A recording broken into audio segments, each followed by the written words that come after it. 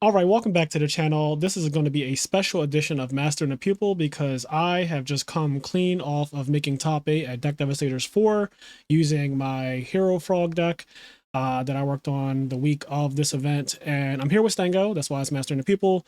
He's going to be doing commentary with me. We're going to go through every single replay that I have pretty much throughout the tournament. I went, I guess, what was it in Swiss? 6-1, 7-1. How many rounds in Swiss? 7-1. I was 7-1 in Swiss. So I finished in the top. So they do top 12 for these tournaments, which I'm still not. I don't understand why. I think that it could just cut the top 8 and that'd be it. They do an extra round where basically the top 4 people get a bye, and then the bottom 8 people have to play to see who else gets into top 8. So that's something that Konami doesn't do. That's something that pretty much every event I've ever been to or played in doesn't do, but these are I guess they're just different. So they do top 12, and again the top 4 players get buys going into it.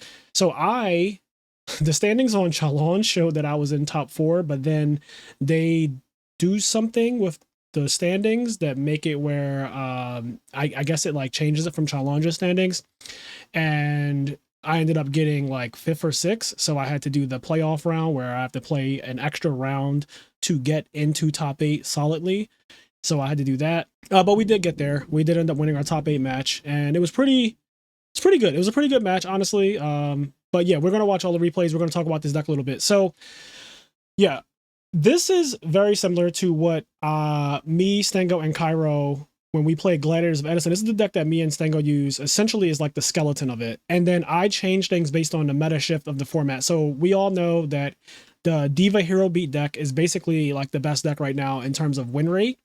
I don't know how many people are actually playing the deck, but when it is played, it has a very high win rate. So, and that's in War League specifically. So I decided to kind of make my deck able to beat that matchup, because something that I realized that I don't know if people have found this out too, but Frogs and Hero Beat, it used to be a blowout. Like the Frog deck would just destroy Hero Beat. But I think because of the Diva in the new Diva Hero Beat deck, it changes that matchup a lot. It makes it way more aggressive, and it makes it where it can kill you way easier. So before, they just played Oceans as their only water, and it takes a very long time to get Ocean in the graveyard and then to Miracle Fusion it, right?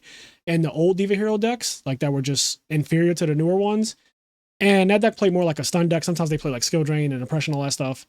But the Diva Hero B deck, it just literally can go Diva and kill you and get Waters in the Grave for Miracle Fusion. So many that you can't even DD Crow correctly. So that deck was really scary going into this event. And I had lost several times to Hero Beat in the last couple tournaments that I played in. So I actually got eliminated by Hero Beat at the tournament I went undefeated in Swiss. In North Carolina at Big Boy Gaming. I lost to Hero Beat in Top Cut. And then I lost to Hero Beat at the RBET that was most recently. That was my 2 losses to double eliminate me. So I lost to Hero Beat twice, and I was playing Frogs. So that's 3 losses to Hero Beat. And then I lost to Hero Beat again at another event. So I have had a good amount of losses to Hero Beat when I'm playing Frogs, which is so weird to me because in theory, that is supposed to be one of my bye matchups. And I'm a really, really good Frog player, so I feel like I don't really understand what's happening in that matchup. But then as I started to digest what was happening with the Diva Hero Beat and the way it plays, I realized that it's not the slow, methodical deck that it used to be. It's an OTK deck now, and you have to treat it as such, which means that you can just die out of nowhere if you take any amount of damage. It kind of reminds me of Diva Hero in that regard. So I built my deck to be very defensive. As you see, I play Gores, 3 Battle Fader, I played Scapegoat, and then I played 3 Regeki Breaks. So this is one of the biggest changes that I made. I took out a Ryza, I took out a Junk Synchron, I don't play Trag, I added a Neos Alias, and that is basically the same deck from Gladiators Edison outside of those changes. And I also took out an Econ too. I was playing 3 Econs. What I realized is that I don't think you necessarily need triple Econ in this deck because of how many things it does that are already broken. Like summoning Kais is already broken, summoning Ryza, summoning Absolute Zero, summoning Junk Synchron, and it's like all your other advantages that you get. All of that stuff is just naturally broken. So once you steal your monsters, I think playing 3 brain controls is good enough for this deck. Also, Econ is a card that you kind of have to side out very often because it doesn't do as well games 2 and 3 where your opponent is bringing in specific hate for Treeborn Frog, like Fossil Dyna and DD Chrome, stuff like that. It makes Econ way worse. It also doesn't help you to out any of their side deck cards like Vanity's Fiend, you know, mask restrict, stuff like that. So econ is much, much worse games 2 and 3. So I keep that in mind. So it actually makes it better for me to just not play the full 3 copies because I'll just be siding them out basically every game. So there's that. Raigeki Break, on the other hand, is the exact opposite of econ. It's in my deck game 1, right? Because I need some defense. And I also like having a discard outlet to put heroes in the graveyard when I need them to be, without having to like do weird plays where I have to use my battle phase or stuff like that. I'd like to just be able to go activate this, discard Infernal Prodigy, because that card kind of sucks, but like discard Infernal Prodigy and then get it in the graveyard and then use Miracle Fusion that way. Or if I draw a dead 1-for-1, or if I draw a dead Scapegoat or anything like that, I can just Raigeki Break it. So Raigeki Break makes use of your deck cards because I do play Rhoda and E-Call, and I play a lot of targets for those cards if you look at it. So for Rhoda, I play 4 targets: Stratos, Alias, Ocean, and Junk Synchron. So Rhoda has a lot of targets. And then for E-Call, I play 3 targets because I play Stratos, Ocean, and Alias. So I have a lot of targets. So I don't normally draw my Rhodas and E-Calls dead, but it can happen. And the same is true with 1-for-1. So the triple Raigeki Break really helps to get rid of the dead draws. It's also a card, so when I said it's the opposite of Econ, I side Econ out. I don't side out Raigeki Breaks necessarily because this card is a catch-all. Every side deck card that people can put in against this deck, Raigeki Break hits it. So you put in Vanity's Fiend, you put in False Dawn, you put in Pull in Rug, you pull in Mask Restrict.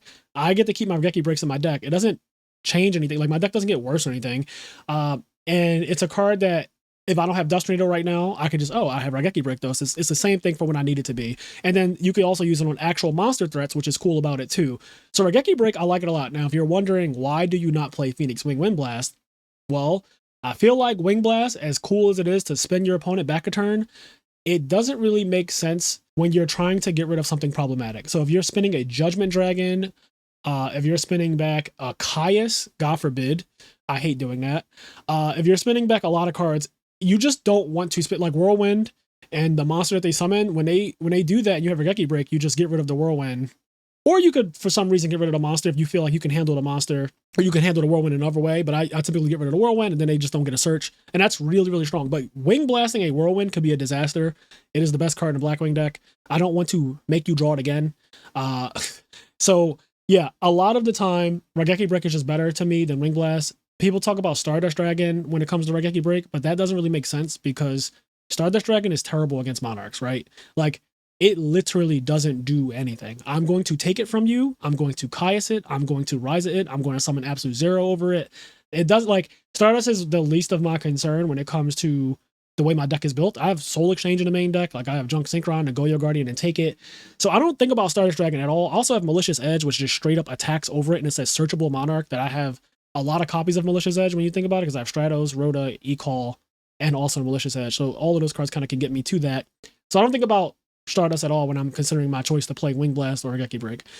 As for side deck, as you can see, it is very preed for Hero Beat. So I'm playing double Snowman Eater and double Super Polymerization. And those cards are just blowouts against that matchup. They also happen to be good against Diva Hero, which is gaining popularity, and I'm going to do a whole separate discussion video on like that deck and also just a new tier list and everything. So check that out as soon as it comes out. Also, if you've made it this far, please like and subscribe to this channel and this video. It would really go far for me, and I would appreciate if you did that. I like making content, and to see that people actually appreciate the content, the channel's been growing and everything like that, it makes me happy. So if you don't mind, just click the like button and click subscribe. Anyways, so my side deck is really good against Diva Hero Beat and Diva Hero in general. Super Poly is just an outrageous card. It is one of the best cards ever printed to this day. Like, still in 2023, it is still one of the best cards ever printed. They still play it in Modern. Okay, so this card is insane, and it just trivializes that matchup. It makes it so free. Snowman Eater is a wall that also pops Dyna. It makes them have to Hero Blast on it, which is like fine with me. It's really just good. So I side those 4, and then I also side obviously Dust Tornado. I side Unifrog because I don't need Unifrog game 1 when I don't know what you're playing. I can run into a Frog deck and they don't really have back row like that. At least the ones that are not chainable. And same thing with like Christie's and stuff like that. I don't need Unifrog game 1. Whereas games 2 and 3, depending on what you're playing, I side in Unifrog. And the Vanity's Fiend, you always need that because it just trivializes matchups like the mirror match. Any kind of Lightsworn or Christie's Sworn or Plant deck, just all those decks just lose the Vanity's Fiend, right? My deck loses the Vanity's Fiend, for God's sakes. So Vanity's Fiend is crazy. Always want to see it. So I saw 3. And then Torrential was the MVP this weekend. So a lot of the rounds you're going to see through these replays, a lot of the rounds, I just straight up like won games off of Torrential. It happened so many times. A lot of them were caught on stream. But yeah, Torrential was crazy because I guess no one expects Torrential Tribute against frogs. So everyone was just playing aggressive and summoning like a second monster every single time. I had no field and they would just get caught by Torrential every time. And from there, like taking minuses against the frog deck is just a death sentence. The deck is already plussing on you very hard. But when you also get +1 from a Torrential Tribute, it's just like, yeah, you're probably just going to lose the game now. So I like the card a lot. I sided 1 Compulse. That was just it's another catch-all, and it's good against Vayu Turbo. It's good against Diva Hero. It's good against any deck that makes Absolute Zero, so the mirror match. And it also can be used on your own cards. So if somebody tries to soul exchange me or econ me or brain control me or whatever, I can just compulse my guy back. I did do that in one of the games where somebody tried to do something to one of my monsters, and I just compulsed it back to my hand. It might have been a Monarch, and they might have bottomlessed it, and I just compulsed it. So that play is really strong. And yeah, 1 soul exchange to go up to 2 copies when I bring in the Vanity's Fiends, because I want to have a lot more tributes, and I just want to be able to out Fossil Dyna. DD Crow, which is like, I don't know, I have a love-hate relationship with this card. It is not very good, honestly. When it is good, it is very good, but when it is not, it is literally a dead card. So I just hate the high variance of DD Crow. You really can't side it against Diva Hero Beat because they end up with so many heroes and waters in the grave or on the field and grave combined that DD Crow doesn't actually stop it. I don't like DD Crow against Diva Hero. You come across the same scenario where you don't, there's just not a way to crow that deck correctly, right? You have to do it preemptively on malicious when it hits the grave.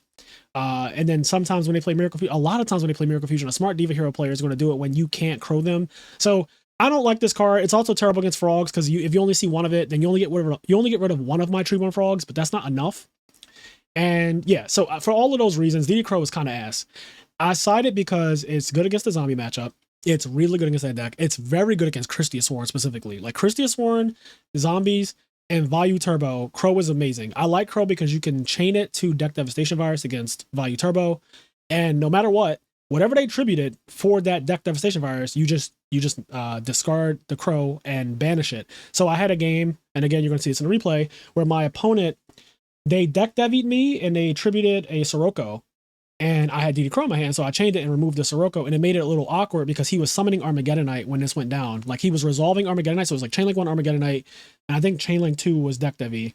And because he tributed his guy, it was in the graveyard because he pays the cost to play Deck Devi. And so I was able to crow the Sirocco, so it made it where his Armageddonite doesn't just straight up send Vayu and banishes to summon a 2300 Armwing. So it like made it where his turn ended up just being, oh, all you're doing is attacking for 14 instead of attacking for 37. That's a huge difference.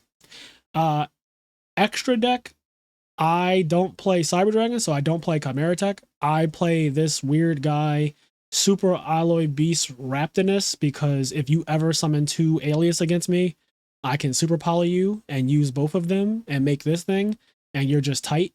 That technically will almost never come up because if I'm just playing my deck normally, I have a water monster somewhere or you have a water monster for me and my Super Poly will summon Absolute Zero. But I didn't want to come into a game state where my opponent's beating me down with multiple aliases and I have Super Poly and I just wish that I could do this play. So I just played it. I don't really make many things in the extra deck because I only play 1 Junk Synchron. I love this card. I really, really, really love this card. And maybe I'll find a way to fit the second one because this card is absolutely crack. But like, I don't know. The way my deck is built right now, I felt like it ran really well. And Junk Synchron can kind of be bricky. Like it's not quite a Monarch because it requires you to already be playing the game to use this effect. So Diva is like, you just draw a Diva and she does something on her own. And Junk Synchron, you need to have obviously a guy in the graveyard, which means that you're already probably playing the game if you have a guy in the graveyard to bring back. Specifically a level 2 guy, because you don't really want to bring back Treeborn Frog or Substitute in most cases. So like Junk Synchron is great and it's amazing with 1-for-1. It is like the best opening in the deck is basically 1-for-1 with a monster to discard that Junk Synchron can bring back, and then you summon Junk Synchron and you do like a full 3 monsters on the field with the Substitute and you do like full combo. Anyways, that being said, this is the deck, and now let's get into these replays. So we're gonna go, oh, you know what, hold on, sorry, forgive me. Stango is here. I know I've been talking for literally like 15 minutes, but Stango, what do you want to say about the deck list? Yeah, so It's actually a funny story all in all when it comes to the frog deck and preparing for this event. Me and Frazier had a lot of different conversations just due to the fact that like both he and I are just like kind of really experienced with the frog deck, know a lot of the ins and outs of what makes it strong, what makes it weak, what's like really the problematic things. A lot of the experiences that he was talking about with like having trouble with Hero Beat was coincidentally the same thing with me. Like I was getting beat up by Hero Beat as well. Like I lost to the Hero Beat at Gladiators as well.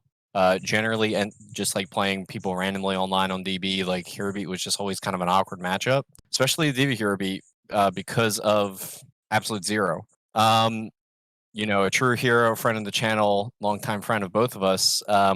Just kind of spoke on it right where like Absolute Zero not only is like one of the more problematic cards of the format, he's also just one of the more problematic boss monsters.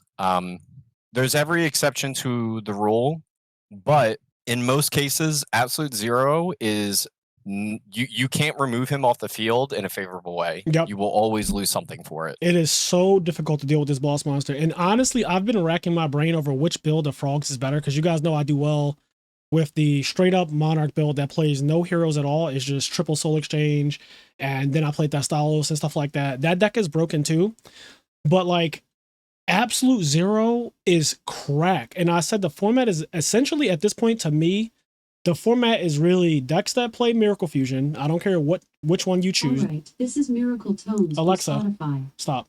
Decks that play Miracle Fusion and decks that play Vayu and Sirocco. So Blackwings, Vayu Turbo, and all the decks that play Miracle Fusion are the best decks in my opinion in this format. Those are the real S tier decks. Those are the real insane decks.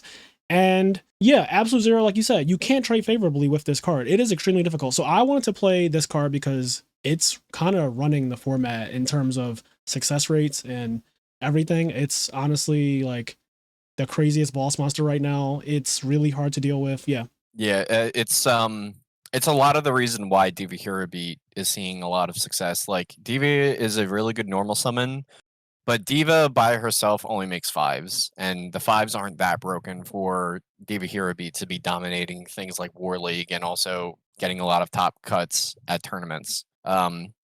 It fixes the problem of water access in Hero Beat in general because the deck is so normal summon reliant that getting Ocean into the graveyard is very problematic, and it's like really low tempo. It's super slow to do it that way. But with Diva, you get the plus play of like summoning a big guy turn one. Now your waters are fully online. Then next turn you're summoning Stratos. Then you're dueling for a little bit. And then you drop an Absolute Zero when they're in a compromised position. And like you're gonna go 2-for-1. You're gonna go 3-for-1. Like he takes cards away from your opponent. And that's the thing with Hero Beat. It's a very fundamentally based deck. And you can generally tell when someone's really good piloting the deck. If the thing about SM format is that it's inconsistent format. Like you can just draw dead. But if the Diva Hero Beat player, draws their hand in the way that they should, you'll just kind of notice naturally over time if they play it right that they're just going to be upping cards. And that's just what it naturally is going to do. Like it's not a forced thing. It's just like how the game is. Stratos is a plus. Zero is going to plus on most board states that he summoned. God forbid Ocean resolves a turn. Like it's just it.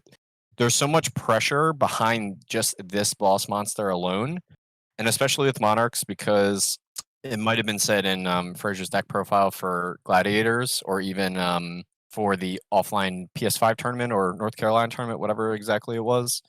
Like one play per turn Monarchs, it's good against certain things. Yeah, it steamrolls certain things. Yeah, ultimately, the thing that covers most things and just has the higher the higher value overall in the deck is just summoning one of the best boss monsters in the entire format because it just plays in the Monarch game plan as well. It's trying to plus and neg your opponent at every toss and turn of the entire match.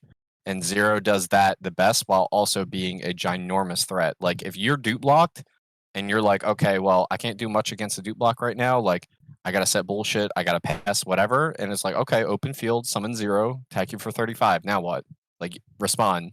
Yeah, this deck does so much damage with it too, like because of the water monsters and the substitute lock and all that. Summoning an Absolute Zero in this deck is very often 3,500 to 4,000 attack power, which is crazy. Yeah. So the other thing about Zero, that Monarchs in general, like Gores typically isn't good against Monarchs, but you can get caught with your pants down if you like Kaya small monster attack. Like you can kind of take some big damage, or like, you know, a lot of pressure can be applied to you. But I'm attacking you directly on an open field at 5-0. What are you gonna fucking do to me?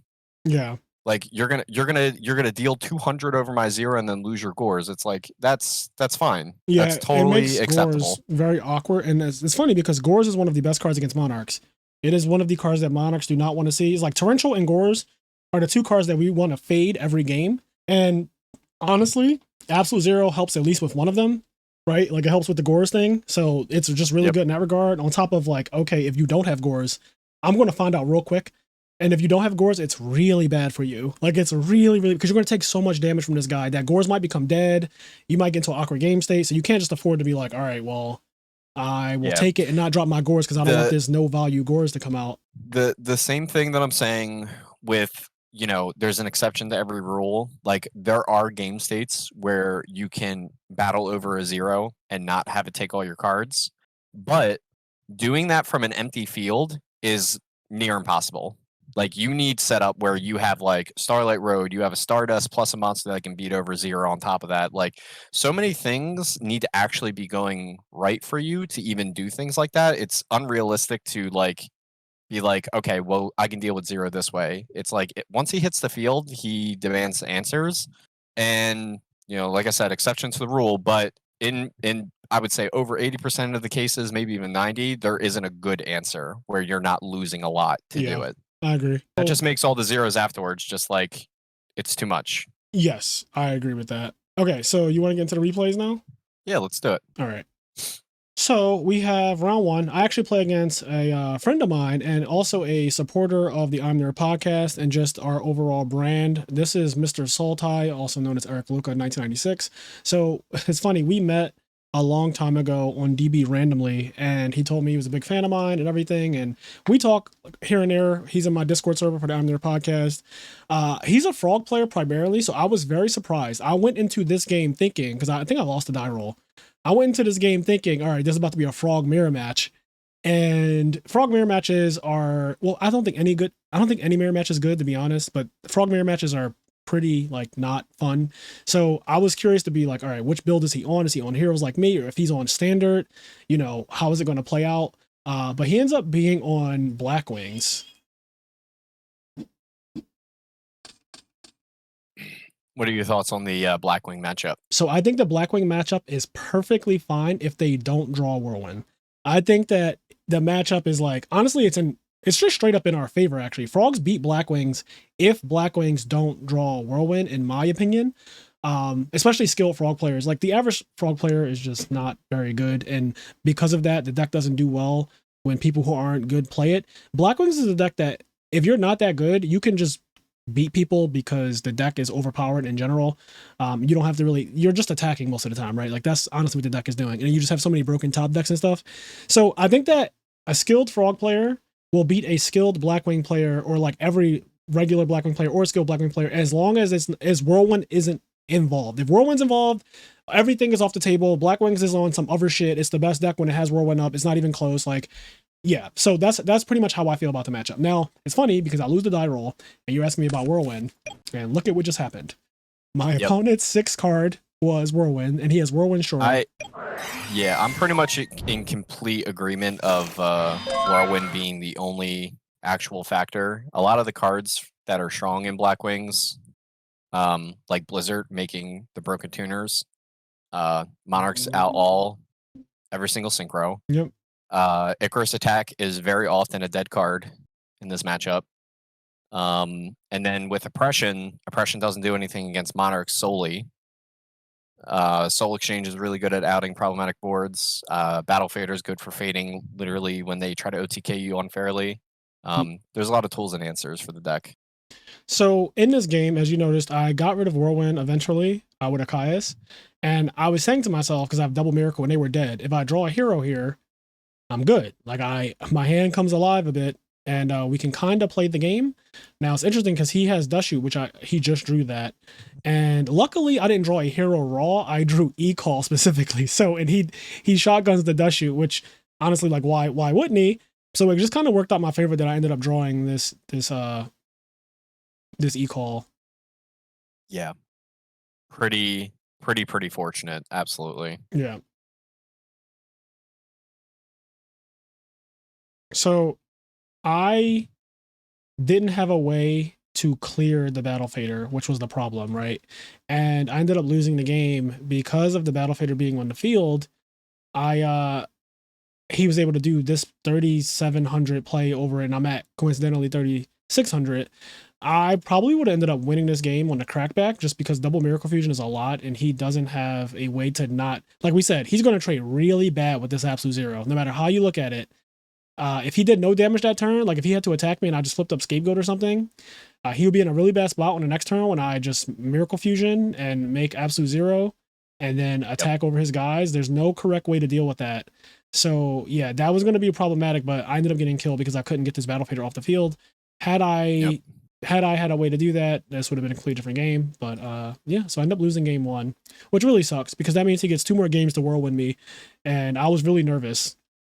So yeah, game that's 2, the yep. Yeah, go ahead. No, game 2 I just opened up no frog access, but I have Stratos, which is good.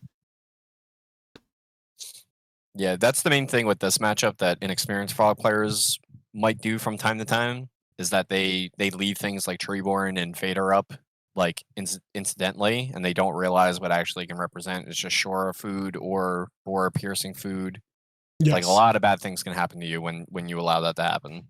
So if you're wondering why I went Rhoda for Alias a little while ago, like a second ago, I Rhoda for Alias, and I'm just kind of playing this deck in a way where it's kind of like beatdown. Like I went Stratos, I got Alias, I got Ocean.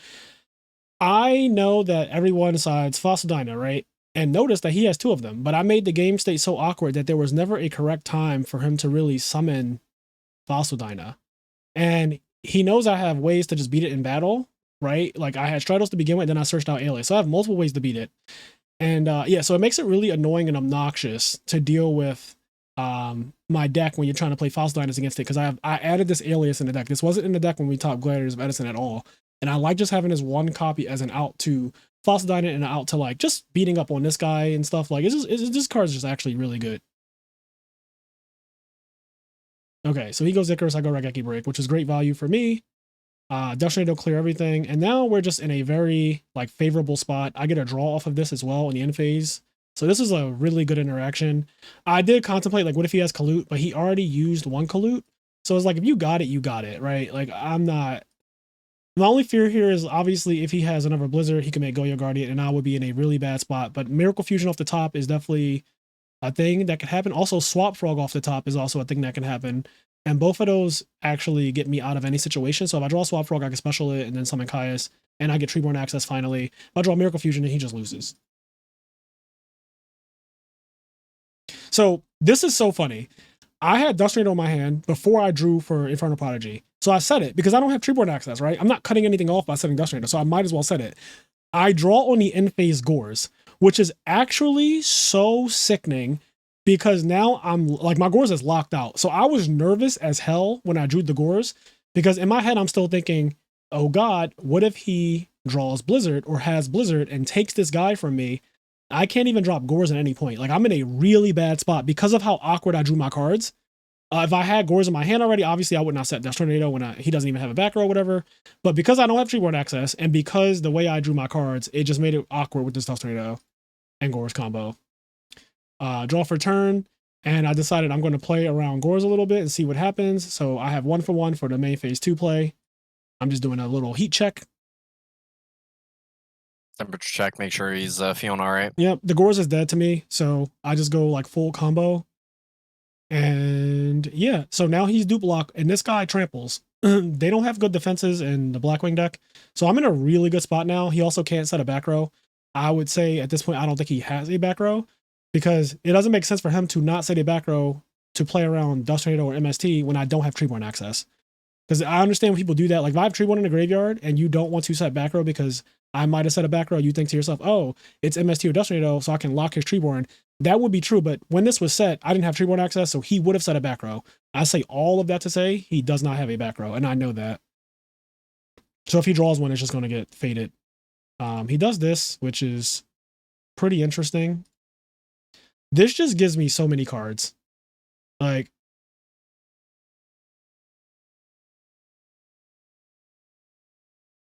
yeah, I ended up just getting my fill of cards, and I already had the out to this field, right? Like, I didn't need anything to deal with this. I have Brain Kais, which is the best crack back in the format. And yeah, so this game is pretty much just over from here. I also have Swap Frog to bounce back the Kais if I need to. So there's just like a lot that can happen with that hand. Okay, so again, another game with no Whirlwind. He does have Oppression, but no Whirlwind. Now, remember what I said? I don't side out Regeki Break. And it's not Dust Tornado, which would have been better here, but it does cover shit like this. So I decide after a very long time to think. Now, I could have just gone, Summon Substitute, get Swap Frog, and Sentry Worm, but I'm playing around Oppression, right? Because I don't know. I just had a fucking gut feeling. So I'm playing around Oppression, and also Brain Control Substitute is just ignorant as hell. So there were multiple things going through my head. I took a long time to make this play, which only ended up being Dupe Frog. But like, I could have just done Substitute, so I had to really measure like, what did I really want to do here?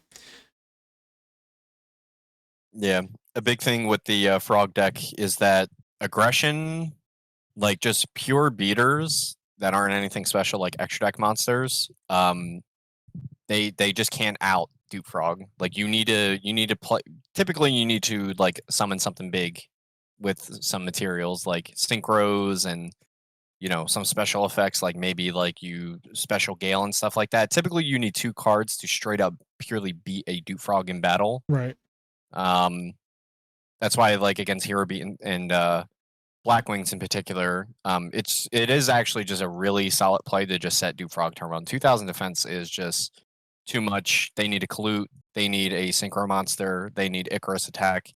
So it's always a decent idea to do that in the beginning, especially with Frazier's hand being very reactive. Like, let's say he goes summon Sirocco or summon Shura, right? He's going to get a lot of cards on the field, and then he's going to set more stuff. Frazier has a really strong crackback, which is Heavy Storm, and obviously, I guess, make absolute zeros, what he also could have done on top of that with his draw. But Heavy Storm, Substitute Lock, Heavy Storm, Stratos, get absolute zero, like so many different things in a very reactive way. Like, but setting up the Dupe Frog kind of sets it up for that, because if you go Substitute, Tribute, you get Oppressioned. Yes. You're taking big damage because they just know that they can kind of go in there. Thankfully, his hand wasn't too aggressive. I honestly think I'll lose the game if I summon Substitute turn 1. Like, I think I just lose. I agree. I'm already down a card technically because they went first, and then you're down another card, and Oppression is still there. Like, I think I just lose the game. My hand wasn't strong enough to deal with that. Dupe Frog is not going to be the crackback I need. I need to get very lucky off the top to win the game if that happened. But I want to talk about what's happening now. So obviously he had 2 back rows and a monster set, and I have Heavy Storm and I had Dupe Frog, and I could have just played Heavy Storm on the 2 back rows, but I obviously think that he has Icarus attack because this deck does not set monsters unless it's Vayu usually or Fossil Dyna. But there's no reason for you to be setting a Fossil Dyna when, like, there's just no reason for you to be setting a Fossil Dyna this early.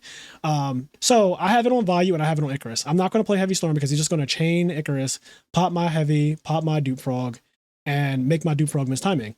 I decide to, if you're going to do the pop thing, you do it on Stratos, which is a +1.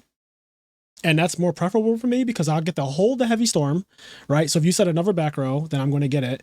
And I get a search. So this replaces itself. The Dupe Frog, I don't really care what happens to it. It's not a big deal. So now if you look at it, I am currently with 6 cards to his 5 cards. So, I'm going to pass. Obviously, he's going to draw to 6. But now it's like I went first. That exchange that just happened basically reversed who went first. I went first now. So he draws and passes. And here, I decided, because I drew this, I said, you know what? Let me, or not drew this, I searched this. I said, let me just check for Oppression. Like, let me just see if it's there. And then I'll play accordingly from there. Because at any point, right, my hand can deal with Oppression whenever I feel like it. So I'm feeling pretty comfortable because this means that he can't, as of right now, he can't he can't Blizzard me, right? So I feel pretty comfortable.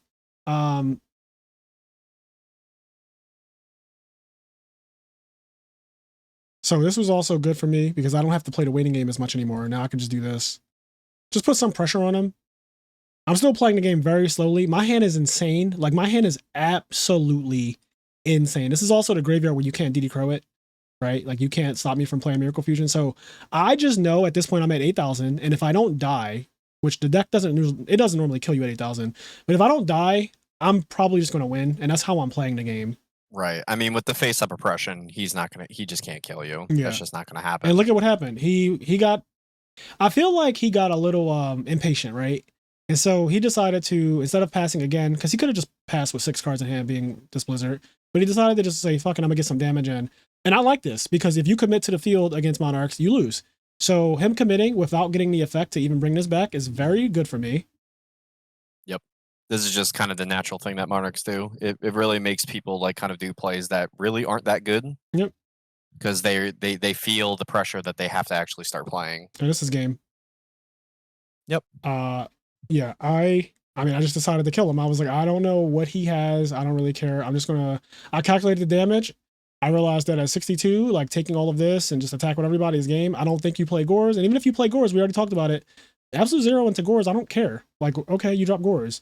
And I have a Geki break too to like, Yeah, like if you try to get a little too crazy with your Gores, then like we have responses and stuff. But like if you're just gonna raw Gores and like you're not doing much more beyond that, like that's fine. Yeah. Like go ahead and raw Gores. Because you're a battle phase deck, like you need to kill me in battle phase, or you can't like out card advantage me at this point because I already have Treeborn. Treeborn's a plus every single turn. I've already Stratos, like, and you're using your Blizzards just to try to get damage in. So this is round 2, and I'm gonna be honest, I had no idea what I was playing against. I've never seen this deck before. I guess it's some kind of rock stun deck, but I lose the die roll again, so it happens. My hand is good. Like I would never complain about this hand. His hand is good. It has defense. It has Treeborn access. It has a hero. Almost everything is there. I would like a Monarch, but like, we're good. This is kind of a bad draw because you don't want this many frogs, but like, I still would never complain about this hand if I drew it, honestly, unless my opponent does something way too aggressive. Setting a monster is not that. So I'm like, all right, I don't believe in attacking face down monsters. You got me fucked up. So this hamster is going to sit here. And here's where I found out what he's playing. So I was like, what is happening? I immediately thought that this was that Hero Gaia deck, the Dark Gaia deck.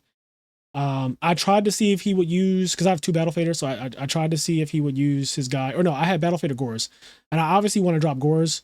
So I wanted to see if he would use it on this. Obviously, Gwari is not stupid, so he did not use it on this. He'll just bide his time. Yeah. I tell him that you have to reveal an in phase, because I just realized that he didn't. And here I'm just in this awkward position where, like, I can't set that Dupe Frog. Yeah, this game got so awkward. I'm just getting beat down, and like he's not using the Guardian's effect, which is smart because I am holding his Gores, and I'm trying my hardest to get him to like get this shit off the field. But nothing I do, and if I just had a Monarch, I could just force this thing out. So I'm playing like I only know about the one that I need to out. I also realized this card is good against Monarchs. Like, what the hell is this? This thing is good. Like, it's a Doom Cowl that you can choose to activate. So it's actually an insane card when you really think about it. Especially the way Gwari's piloting with it. He is just like, just sitting there every turn. You're dropping Fader. He's like, okay, I'll just bide my time. Like, now, eventually you're going to give me the real one. Yeah. What sucks is that, like, a brain control here would have just helped me out so much. Yep. Like, I play, Econ's brain control. So all I kept thinking was, he has all these monsters that just crash together. And this was really good, but as you can see, he's holding the deadliest card in the format. I do think that I'll probably just take complete control of this game if he doesn't have brain control, which is kind of sad, right? Like, this card by itself, without him having brain control, would have literally gave me the game back. Yep. His only response at this point would be setting the Jiu-Jitsu Master, and then he loses all 3 of his monsters. Yes. Like, if I had held a Battle Fader earlier, I guess, I would have ended up, maybe surviving and doing a little bit better there. So game 2, I set my Dupe Frog because I was thinking to myself, all right, I know that this deck is a beatdown deck. I know that they play Fossil Dyna and all that stuff because it's rocks, and Fossil Dyna is a rock. So I decided to set Dupe Frog turn 1 instead of going for this or this. And he decides that he's going to do Grand Mole Bounce. Well, that would be fine, except my deck has one of the best plays in the entire format, and that is summon Stratos, search out a hero that is water, special summon by discarding that hero that is water, and then attack for 28, and then I can choose which one I want to bounce. I go for this, so I have Stratos again, so now I can search out, because I don't have a Monarch, so I can search out Malicious Edge now. And I already know that he can beat over Stratos with anything, so I might as well let you beat over this guy, because this guy doesn't matter. So I'm in a really... He's already done his job. Yeah, I'm in a really good spot. So he goes Mask Restrict, and here's the funny thing. So he goes Mask Restrict, and I have an out to it. But I just decide I'm going to set this Torrential and see what happens. And he plays right into the Torrential, because I just know when you're playing against frogs, you're never going to think I'm playing Torrential. It's just not a thing. So this card is going to resolve on literally everyone. Like, no one is going to see it coming ever. It's always going to go +1. And yeah, so now he's messed up. Like, the game is about to fall apart real bad right here. Yeah. And you know what's actually funny? We were playtesting. Pause here for real quick. We were playtesting a lot. Just like side decking in general, like hero beat versus frogs, other decks versus frogs. Frazier was playing the frogs. I was playing the other things, and I was catching Frazier with a lot of soul exchanges, soul releases, where I was taking out both his Treeborns because he was just like, all right, well, I just don't believe you drew it. Yeah. And I had it every time. Would you have, if this Treeborn frog was in your deck, would you have put it in the graveyard? No. I've learned my lesson. Okay. I've learned my lesson. You learned your lesson. Okay. Yep. Because it was funny. It was very funny. At the beginning of the session, Frazier said, I don't believe in soul release. And then literally every time he said, I don't believe in soul release, I've released his soul. Yeah. Every single time. Which is unreal, because everyone only sides one of that card usually. So it just was annoying that Dueling Book keeps giving it to people because it's a one of. But who cares? Like, I play around it. You're gonna see later too. I blatantly play around soul release. Like, that's good. It was just funny. It was funny initially when we were just we were play testing, and I just noticed that Treeborn in your hand. I was like, I wonder if his mindset, if he still would have tried to go for it. Yeah. So this is where we have some confusion. Because of this guy's effect to flip my guys into face up attack mode, I was being messaged by multiple people at the time saying that, like, oh, now it stops his attack, even though he already declared it because he's dupe lock now. We had a judge call. There was a whole lot of discussion, but eventually the judge said that they said that the attack has already been declared while Dupe Frog was face down, so he can continue to attack. I wasn't really worried, to be honest, because I was high on life, and like, my hand is just insane. I've been holding back this whole game. So finally, I'm just like, I'm doing this play. Which is, he's also at 1300, let's be clear. So like, this is me going for game. Like,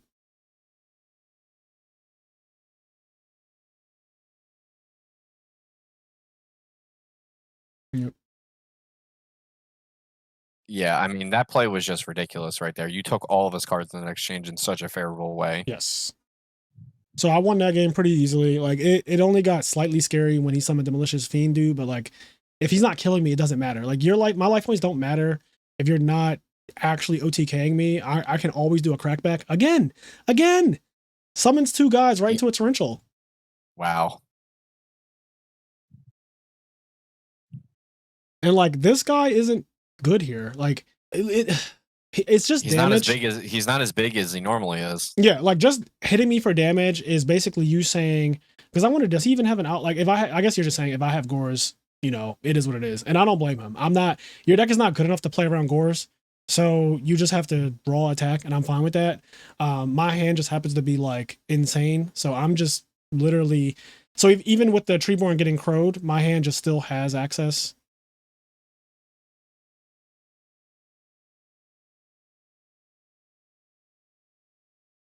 And this is why Crow sucks against this deck, because you can just put the Treeborn back in the grave, which is really annoying. Like, 1 Crow is just never enough. I now have Treeborn access again. Yeah, and Cyber Dragon sucks against my deck, obviously. I think that he sided in. We talked about this a bit. Like, why would he side this in? I think he sided in because my monsters having 2000 defense is actually super problematic. But this card is not good against frogs, in my opinion. Like, I don't really know his deck that well because it's not a real deck. But like, you know, Cyber Dragon is not good against frogs. Like, look at his hand, right? Like, this is just terrible. And I'm drawing awful. Like, I'm actually drawing awful And But Akaius is just too much. Akaius is actually too much. Like, it's sad that Akaius is walling him out this bad. You're like, look at this. This is nothing. It's like you're giving me a I'm going card even and then turning it into a plus because I'm getting Treeborn next turn. Like, this is crazy. Yeah, I'm just doing all the things. And I think I set Raigeki Brick now. Yeah, I do. Because, like, now we're at the position where you're at 1400. I've already bounced with Swap Frog, so I kind of want to defend myself a little bit. But I also realized that there's only going to be one more turn in this game. Like, when I set this Raigeki Brick, I said to myself, there's only one more turn left. And next turn, I was going to draw Rhoda to make Miracle Fusion live finally. So this game was going south next turn. That's harder. funny. You could have did like the reverse order of the opening. Bounce the swap back to your hand, search Stratos, get Ocean, special swap. Those two are on the field, then summon 0. Yes. That's a lot. Okay, so round 3, let's move on to Cold Madness. This is a Vayu Turbo player, if I'm not mistaken. And yeah, the Vayu Turbo matchup, I think, is super free for Frogs. I think that game 1 is Frogs favor heavily, and then games 2 and 3 are Vayu Turbo favor.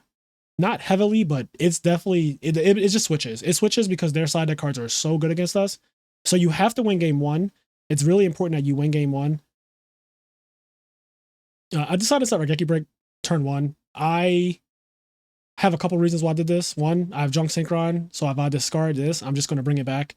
I don't really need to use this card for anything else, if we're being honest. So I decided to start Raigeki Break. Also, I didn't know what he was playing, and I was scared that maybe he plays Whirlwind or Future Fusion.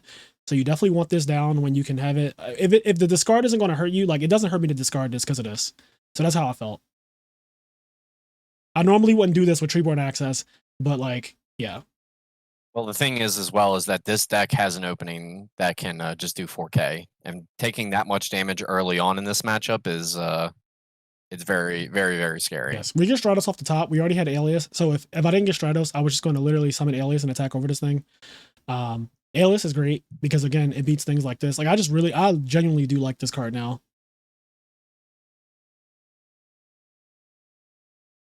So I'm just not drawing Monarchs. I'm not drawing Substitute. I would have liked one way earlier, but Alias actually is worth its weight in gold right here because this is Hamster. I didn't care what he popped right here because I have a second Raigeki Break. So if he goes for my back row, I'm just going to set another Raigeki Break. So I was fine with this. He ended up popping Alias though, and I genuinely was shocked. I could not believe it, honestly. Yeah, I mean, I guess the biggest thing that I see is that, like, he looked at his hand and he said, I can't beat an Alias without burning a lot of resources. Yeah. So right here, he goes Summon Sirocco attack, and his graveyard now has 3 darks. What I was trying to do, because I assumed, because he's not setting back row, I think his hand is all monsters. Obviously, if your opponent's not setting back row, there's no reason to just not set back row against my deck. Like, if you have them, you set them. So he's not setting back row. I said his hand's all monsters. It's probably a Dark Arm in there, right? Realistically, I also thought that it was probably a Gores in there too. So when he summoned Sirocco and attacked me, I said to myself, I am actually not scared of Dark Arm because I have Brain Control and I have a Dark Monster to pop the dad. So I set this up where I wanted him to drop Dark Armed. Like, I don't think he would drop Dark Arm, but if he just decided to drop, he just popped Alias with Raikou. So I don't know what he's going to do anymore. So I was like, maybe he'll drop Dark Arm here. And I get to keep the Stratos, which is really cool for me. So I do it this way.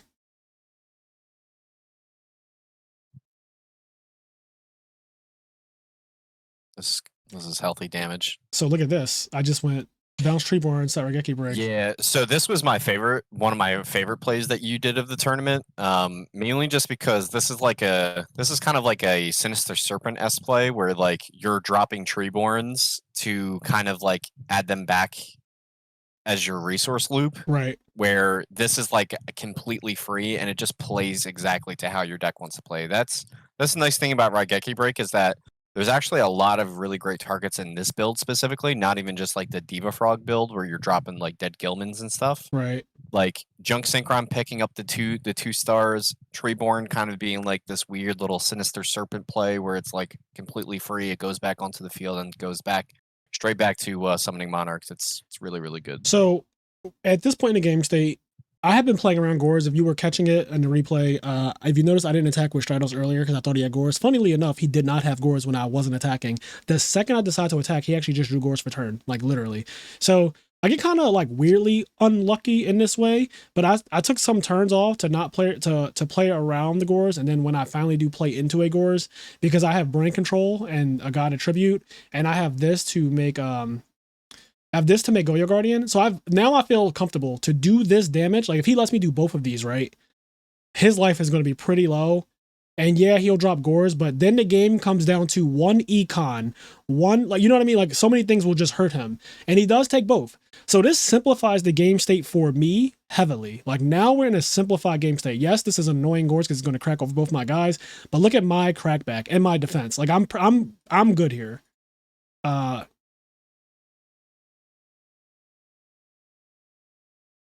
he cracks over both, which is fine.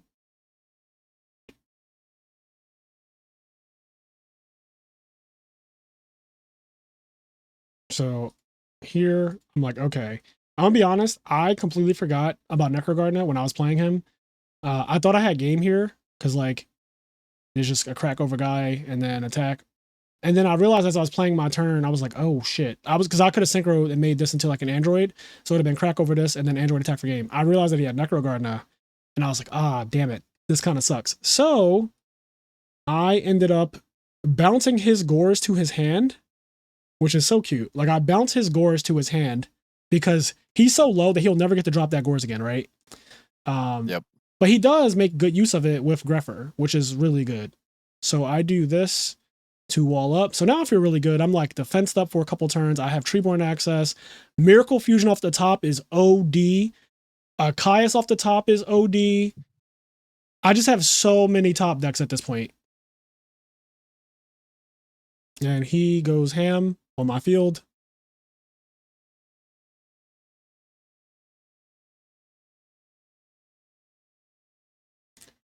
So, wow. Yeah. This was a crazy good draw. Yep. Okay, so that was game 1, actually. Jesus, that was game 1. I don't really like this hand, obviously, but I have that torrential tribute I always talk about. And I know that I need to attack Raikou here because, like, in this case, not attacking is a mistake. If it's Hamster, then you just bounce and set the torrential. If it's Raikou, though, they don't get to pop the torrential. So you get to pop my Swap Frog, which already did what it's supposed to do. So I like this a lot. He mills some side deck cards, which is great for me as well. Then he passes. So that's a big alarm that Sirocco is in the hand somewhere. Yep, and I got a free +1, and then he takes it back with this. But I'm okay with that. Here's what I was talking about. So he summoned a second monster. I torrentialed. So I always, and this doesn't count as a real monster for me. This is just, whatever. But I torrential, so I get 2 of his cards for the price of 1. And because he's chaining Deck Devi, I don't care about this getting discarded. And I'm going to chain the DD Crow to get rid of the Sirocco. So now the Armageddonite is awkward. It doesn't act, so he would have sent Vayu, right? But now he has to send Plague. And I'm okay with that. Like, yeah, you don't get to do any damage this turn. You get no damage this turn. So I draw Raigeki Break. Spoiler alert, I don't have many cards in my deck that can get Deck Devi from here. It's really just the frog package is really the only thing left. Yep.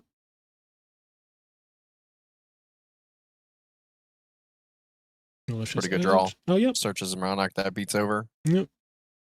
Soul Exchange is like, I don't need to have brain control. Draw Gores. So Deck Devi has done nothing. It has taken a Treeborn Frog out of my hand. That is what it did. And that's because of the way I side. I hit Mirror Force. So once I saw that, I was like, oh, we hit Mirror Force with MST. I had a hunch. Something just said he has Mirror Force. So let me just play MST on a 2 back row. And it worked out. Still no good mills either. Yeah. So much damage. So much damage. Also, why is this in his deck? So if you're watching for that this, torrential that he got his pants down. Yeah, maybe, but this, yeah, you should side this out against frogs. It's not real to have that in. Like all of our traps are typically they're chainable. I know I'm playing Yep. torrential, but like you're not going to play MST for my one torrential. That's insane. Like that sounds crazy. And I don't believe you, right? This went through last turn, so why am I stopping now? Yep. Also, I checked his graveyard, and his Rykos betrayed him this game because like he milled so many like side deck cards and just cards that like once I saw torrential get milled, that's a big deal against frogs. And then once I MST Mirror Force, it just trivializes the game so bad that I can play like an ape, and that's what I did right here. So I 2-0'd Cold Madness, but these were some good games. This was fun to just like play against the Vayu Turbo matchup, see how that is, because this matchup can be scary in theory, but yeah. All right, moving on. So I'm at this current time, I am 3-0, right? Yeah, I'm 3-0. This is round 4. So I have a funny story. After I was 3-0, I noticed that the first 2 rounds went into time, and there was about like 15 minutes of overtime, right? So I finished the Vayu Turbo player. I 2-0'd him, and there were about 23 minutes or something like that left on the clock. So I told everyone who I was talking to that, hey, I'm going to go take a shower. And if the round somehow goes up, because my showers don't even take that long, but if the round goes up in the 20 minutes that I'm gone, even though every other round has gone into time and gone pretty thoroughly into time, mind you, I was like, all right, I'm going to go shower. Ping me, call me, do whatever you got to do to get to me while I'm in the shower if the round goes up. I get in the shower, I lather up with Dove soap. I'm all like singing and everything like that. And then I just hear, yo, the round is up. You need to hurry up and get back. I am butt ass naked, okay? Like I am completely without clothing. I'm lathered up in soap. So I have to quickly like rinse. I don't even get to dry off. I rinse myself. I jump out of the shower. I wrap a towel around me. I run upstairs to my room. I slam my ass into my chair. I'm all like wet and shit. And then I jump it because I don't know how long it's been since the round's been up. I'm actually like frantic that I already have been like taking too much time to get upstairs to my computer. So I was nervous. And I sit down, I don't put on underwear, I don't put on deodorant, I don't put on lotion, I don't put on clothes. I literally played this entire round in a towel. And I was extremely flustered. Like more flustered than I've ever been playing Yu-Gi-Oh! And I kept saying to myself, this is the type of shit that I don't have to deal with in real life Yu-Gi-Oh! It's one of the reasons why I prefer in real life Yu-Gi-Oh! Because I thought I had time. In real life Yu-Gi-Oh! It always goes to time, like every single round. If you play at any Konami event, like it just goes into time every time.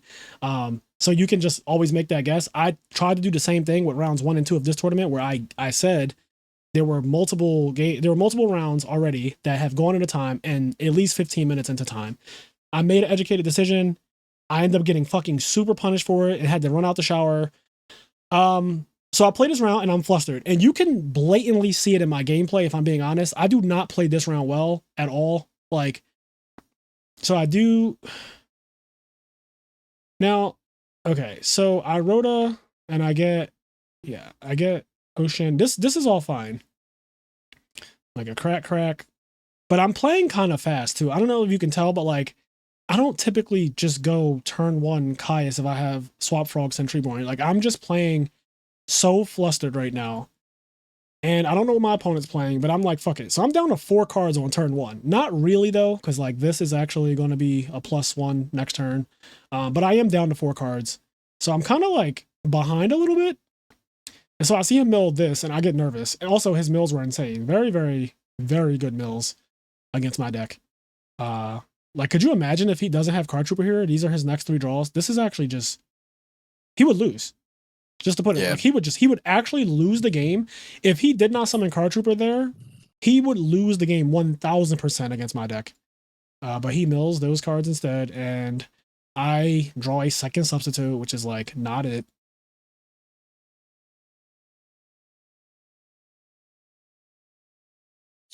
So I finally decided to do some substitute stuff. I drew another frog at this point. So like, I'm also getting a little unfortunate with the draws.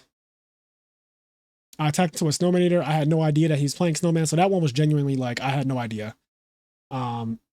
He does this. And yeah, this is just not going my way. Like I'm drawing really, really bad. Did I just draw a Swap Frog? Like it's just.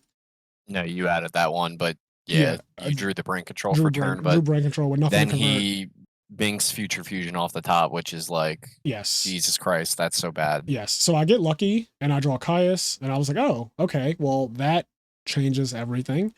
But yeah, this game, God, things just went so wrong. Like, everything still seems fine, but then he draws Trap Dust Shoot.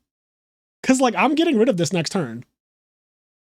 So the fact that this was so bad. Yeah, he puts the Caius back, and then I have to set Raigeki Break, and I have to immediately Raigeki Break. And this is a misplay. So I don't know, again, flustered as hell, but I could have bounced the Treeborn to my hand, right? Because I'm going to set Dupe Frog. I have the Swap Frog in defense. I know I'm going to Raigeki Break on his draw phase so that this doesn't get to do anything. So I don't know why I didn't just bounce this, but I mean, I know why. I wasn't really thinking very clearly here, and it just shows. Like, it really shows.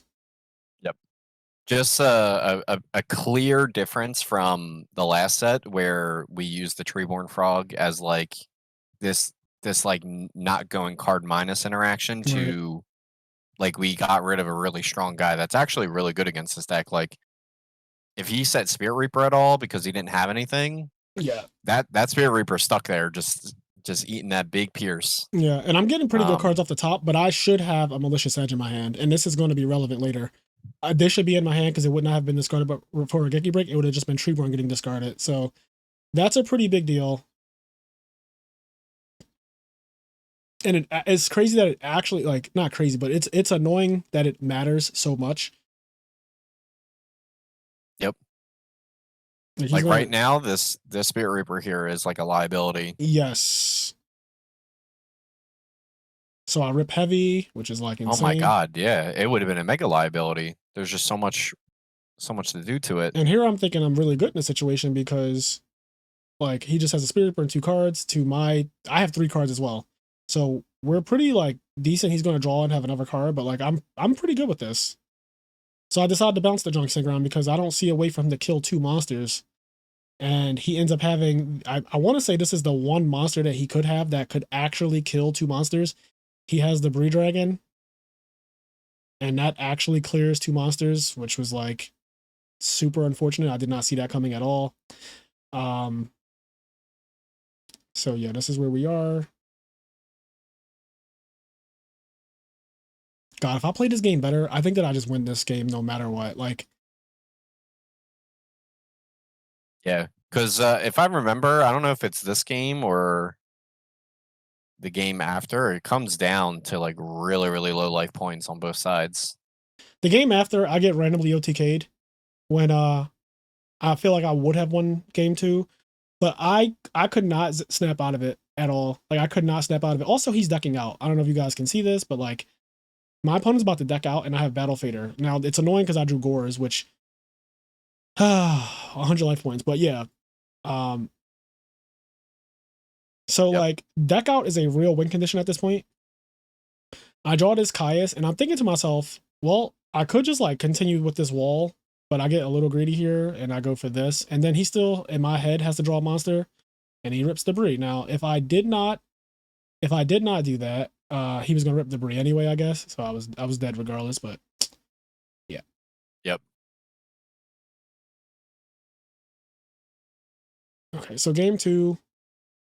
My hand is decent. Nothing to complain about. I don't have Treeborn access, I guess, but like it's some hands you just play the hero engine, and I'm fine with that because the hero engine is outrageous. So I'm happy with where this game is going. This card trooper is a little annoying, not gonna lie. It's one of the few things in this deck that I think actually beats over Stratos.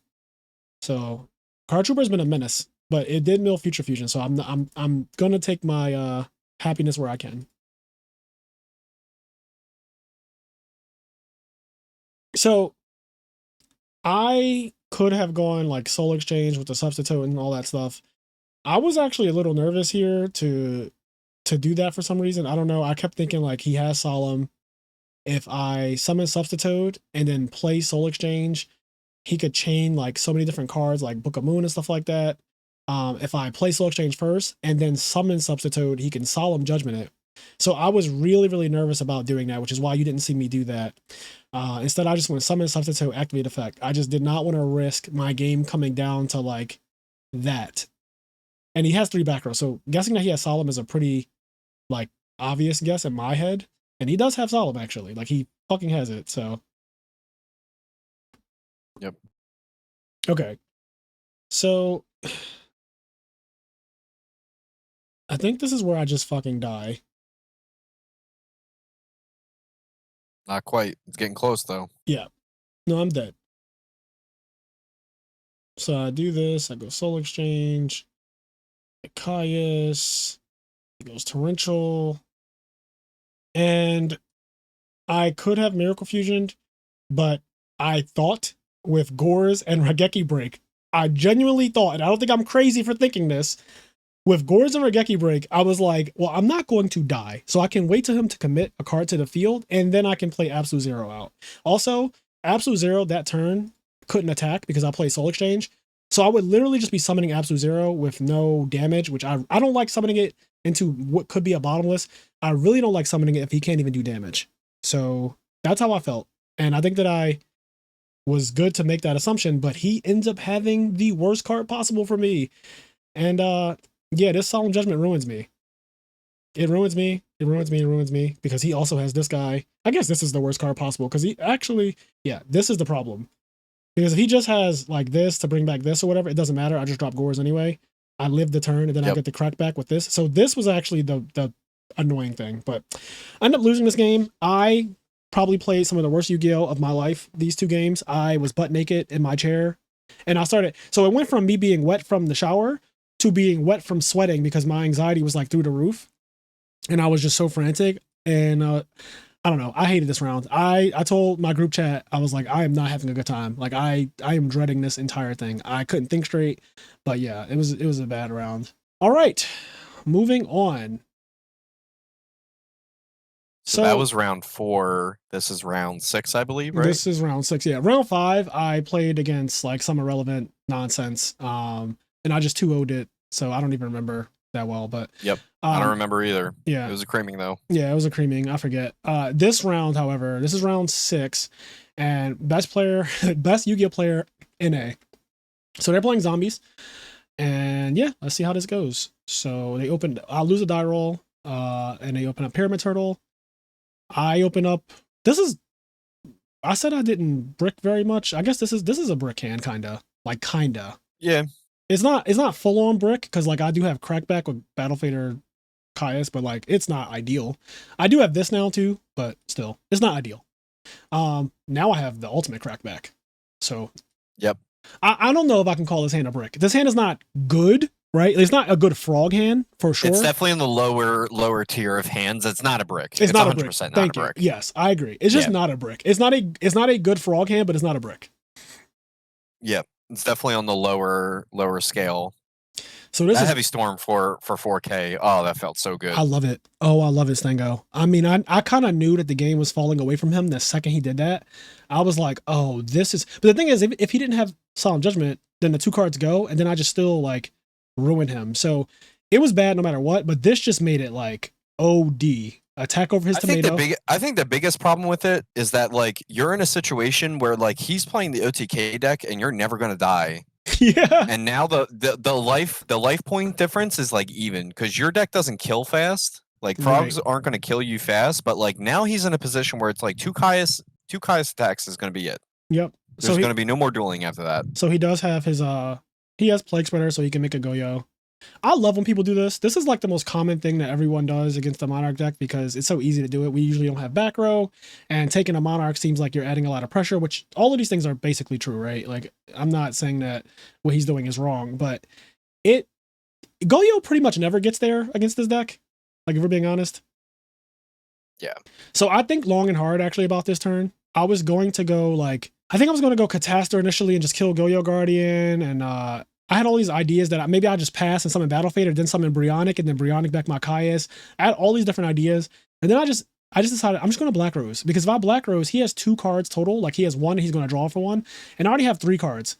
So I go for Black Rose because I know that shit's going to walk. And it walks.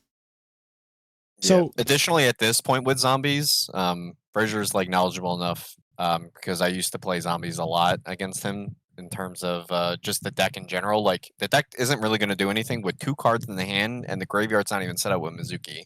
So Yeah. like, there's not a lot that even will make him use Battle Fader at this game state. Right. Like if he draws Goblin Zombie, he has to do like summon Goblin Zombie, stack for Plague, and then that's fine with me because he's just making a random synchro that's not Goyo, that's not Revive King. So it has to be his Brionic or his Gaia. So he makes a synchro, which is whatever. He gets to search Mizuki, but then Plague is gone for the rest of the game. And like, I still have double Battle Fader with a crazy amount of top decks. 3 Miracle Fusions, 2 Kaias, a Ryza, enemy controller. Literally, like anything will kill him from here. Yep. And I actually play like this. So I get games to a point where I can just top deck and beat you. So that's kind of where we are. Like I'm in that state where I'm like, I can just top deck and beat you. I get greedy here. Oh, I don't get greedy here. I thought I got greedy here. So I dropped special swap. I thought a special swap. Yeah. Yep. Oh, he We're saw not it. walking into a torrential. Yeah, so he saw that Yep. I didn't get greedy. Yeah. Okay, well that was good. That was well played by me, I guess. Trap Dust Shoot. So this is a hand where Dust Shoot doesn't actually do anything. My hand is actually just so good. He's gonna take away Substitute, obviously. But like if he opened up no monster set, I'm in a very good spot if you're playing zombies. He's basically, I would consider this, like I said, I didn't have a good frog hand. He doesn't have a good zombie hand. So Yeah. this is not He's a good giving zombie us- hand. He's giving us latent Treeborn access no matter what he does. Yep. No matter what, I'm going to get Treeborn access. So he also doesn't know which one I set. Like he doesn't know that this is not Snowman Eater. So there's a mix up because I drew Dupe Frog and Snowman. There's actually a good mix up here, and it actually works. Watch this. So I'm just passing because this favors my deck. Like if I just draw a pass, I'm the one favored. So he draws a second Diva. Especially with 2 Battle Faders, he's never going to kill. Yes, he's not going to kill me, and he only knows about 1. This is going to be relevant later on. He only knows about 1. So he ends up drawing a second Diva, which is great. This is what I mean by I'm favored if we keep drawing. I don't have cards like this. So if we keep drawing, like, I'm just going to draw power cards. I'm going to draw Treeborn Access eventually. I'm going to draw Hero Access. I'm going to draw Miracle Fusions. I'm going to draw Gores. Like, eventually things are going to get bad if we keep waiting, and I'm fine with that. He ends up summoning Diva and going no effect, attack face down. I guess he was trying to play around Snowman Eater, but dog, I never said Snowman Eater. That's so funny. Now I said it. And it's like, If you want to do that play now, you can. Yeah, You tell him. I'm being a brat. Like, I'm just fully being a brat. So he draws Goblin Zombie and decides to just not go into a play here. I'm not really sure why. I'm gonna be honest. I genuinely don't get it, but this is what he decided to do. I'm not the best zombie player, so there could be like a legitimate reason that the zombie gods, like Beast Mode and all those people, Silches, they might know why he didn't do anything here. I think with this hand though, like with this specific setup, He can at least threaten to kill you, but the thing about the frog deck you always have to know is that like you can't just kill this deck whenever you please. And he knows I Like, have it plays- a battle fader, but I think that you just want to. Yeah. I think you want to at least start threatening me. Like not threatening me at all is, in my opinion, is a little wild. Like I'm not threatened at all right now. So I flipped this. Yeah. I popped the Diva just because it's free, and then I said, because I'm going to do this anyway, so I might as well get this off. So I do this. Yep, and this is exactly what we were talking about. Treeborn Access is now online. We're doing too much now. So I decided that I didn't think it was Goblin Zombie. And I also said that even if it is Goblin Zombie, I actually don't care because what is he doing to this with a compulse set? What is he doing? And what is he doing? So in my head, I was like, I'm going to soul exchange his face down, hoping that it's a recruiter like Pyramid Turtle, Tomato, whatever. But even if it is Goblin Zombie, what's he going to do? Also, I didn't think it was Goblin Zombie anyway because he had Diva on the field last turn. So in my head, it made less sense that it would be that. And now he's still playing this passive game. And I'm like, okay, I think I'm done playing passive. So let's just start doing something. Now, color me surprised, but like, I don't know. I was trying to get a Torrential to be forced out, but he didn't have it. Because I had Compulse and everything for my Ryza. So this is where I said the Compulse is an amazing card. I didn't get to use it on one of his synchros, which is what I wanted to do. but I do have like so many answers. My hand is just a crackback deck, so I can just crack back at any point. So right here, the compulse is insane because I don't have any monarchs, and like this guy's actually obnoxious with econ. So he gets rid of Treeborn Frog, and I remember when I said I do play around Soul Release, Stango. There it is right there. Yep. I blatantly played around it here. This is crazy too because that Ryza represents so much in this current game state because it wasn't torrential and the Ryza is still there. You forced him to actually make a play that he knows isn't going to lead to anything. He's not going to get damage. Yeah. He's not going to establish a board that like you can't beat. Damn. Let me say just this. like insane. Let me say this. Look at where we are right now in terms of cards. So he has 3 plus 6, so he has 9. I have 3 plus 6, so I have 9. We are perfectly even in card advantage right now. When you see the way this game ends, you're going to realize like why I'm a broken ass Yu-Gi-Oh player. I am very good in complicated game states like this. Like it is actually insane. This was my redemption arc from the round where I was butt ass naked. Like this is my redemption arc. This is me playing out of my mind because we're perfectly even, and I do commend him for keeping up with me like this. Like he just played well in a way that he just has the same number of cards as me. But when you see the way this game ends, it is bad. It is going to end really bad. Yep. So right, there's your Brionic. The reason why I killed the Brionic when he bounced the dupe frog is because I can just summon it again and he's still dupe locked. So like I'm just being annoying. And now he's still at 7 and I have 1, 2, 3, 4, 5, 6, 7 in my hand. So it's starting to get a little away from him now. I put my Treeborn back where it belongs and I'm just feeling safe. Like what can go wrong, right? Like literally put the dupe frog back out. Remember him? This is him. This is him now. So, so I have 8 cards and he has 8 cards. So we're still even. Everything is still pretty even. Yeah. And like, he's doing everything he can. He's trying to just clear these stupid little froggy boys. And it's like, look at the game state right now. He's doing all of this. All of this. This is Mizuki used. This is Return used. This is Goyo used. These are all power cards of the zombie deck. I literally was waiting for him to blow his load. And it's just like, look where he is right now. This field loses, the game is unwinnable. You lost all the win conditions of the deck. You can't Goyo people. You can't Brio them for game. Mizuki's already gone. You don't have extenders. All your level 6s are gone. This got so bad. I'm just like ruining him at this point. I am literally just ruining him. Like I Goyo'd and took his dark hand, then I sent his guy. Now I'm rising his guy. Like, yeah, I mean, this is still just here. the thing. Yeah, this is just the thing about frogs in general is that like when it ended, he has 4 cards to my literally 10. So I'm plus 6. Like when the game ends. So remember I said we both had 10, we both had 9, we both had 8. At the end of the game, he has 4 cards to my literal 10 cards. I had all of this in my hand. This was all in my hand. To mainly say again why it's relevant. Funny how you discarded that Fader where Raigeki break, and then he all of a sudden wanted to try to game you. Yes. Remember? Oh yeah, I'm glad you brought that up. So earlier he did trap dust shoot me, and he saw a Fader. And I knew that if I discarded Fader for Raigeki break, that he would think that it was safe. And this is just like the mind games that I play, especially in complicated game states. So he went for a crazy, that last turn he did was outrageous, but like I was never ever dying. You gave me too many turns basically to draw multiple defense cards in my hand. So I mean, I play full 3 battle faders and Gores. So like we had too many turns. I'm at 18 cards. I've seen too many cards. So I definitely have a second battle stopper. And I get it. Don't get me wrong. I'm not saying that this person is bad at all. I'm saying that I think they played pretty great. I don't think he misplayed here. I think the problem is, well, I don't know about that because I still don't know if the Goblin Zombie thing setting it was right. But well, I'm talking about specifically at this interaction. Yeah. Goblin Zombie thing, that's neither here or there, but yeah, this interaction for sure. Yeah, but I think that like if the game goes long, I am outrageous in game states like this. Like I am just not going to punt this at all. I'm very, very good at game states that go this way. All right. So I ended up finishing day 1, X1. So I was 5-1 day 1. We're now in day 2 territory. So it is officially day 2, and there are 2 more rounds of Swiss.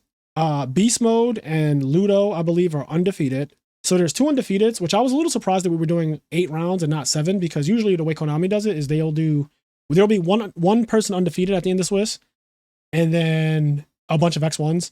But whatever. Like, I don't mind playing an extra round, kinda, because at least in terms of playing an extra round of Swiss, because that just means that the better players overall should be the ones topping. The more rounds, the better for the better player, if you think about it. So if this tournament was 13 rounds of Swiss, I'd probably just top even easier, because there's just so many rounds, and over time, there's less variance in general. Like, I'm a really good player, so the more rounds, the better for me. So I didn't complain about the extra round here. It's more so the top cut, like the top 12 thing is kind of annoying, but whatever.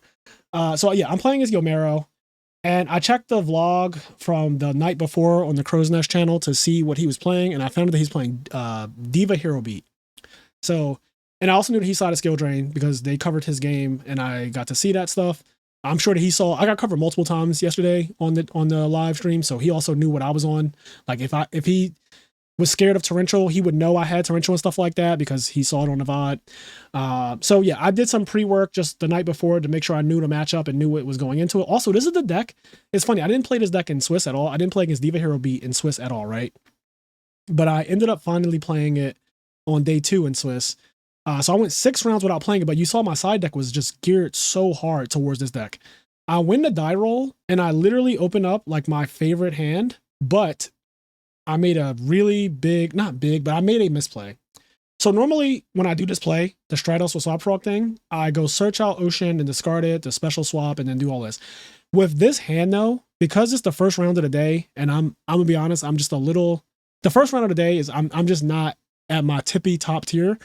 I didn't even realize that I just blatantly have Treeborn Frog in my hand. So this Stratos should have searched Malicious Edge, in my opinion, or even Alias. I don't need this Ocean at all.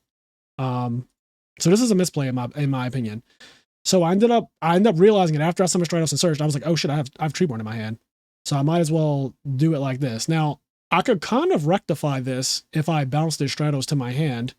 But for some reason, again, I'm just not playing my best, and I bounced the Swap Frog to my hand. And I was hoping that he would open with Stratos to crash, but he ends up opening with Alias.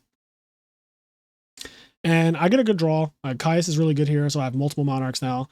But I really wished I just had the pressure of multiple... I just want the pressure of multiple Tribute Summons this game. Because that's how you beat the Frog deck, or that's how you beat the Diva Hero Beat deck. Because this guy, he's not really going to do anything against this matchup. It's just really hard, unless I do block him first. But that's just like wishful thinking. Very wishful. So this is my favorite thing to do. I love banishing this because it makes Ocean ass the entire matchup. Like, every time you can get this banished, banish it. It makes it where you don't have to worry about Ocean for the rest of the game. So I'm down in cards. You want to talk about you should talk about that play that you just did.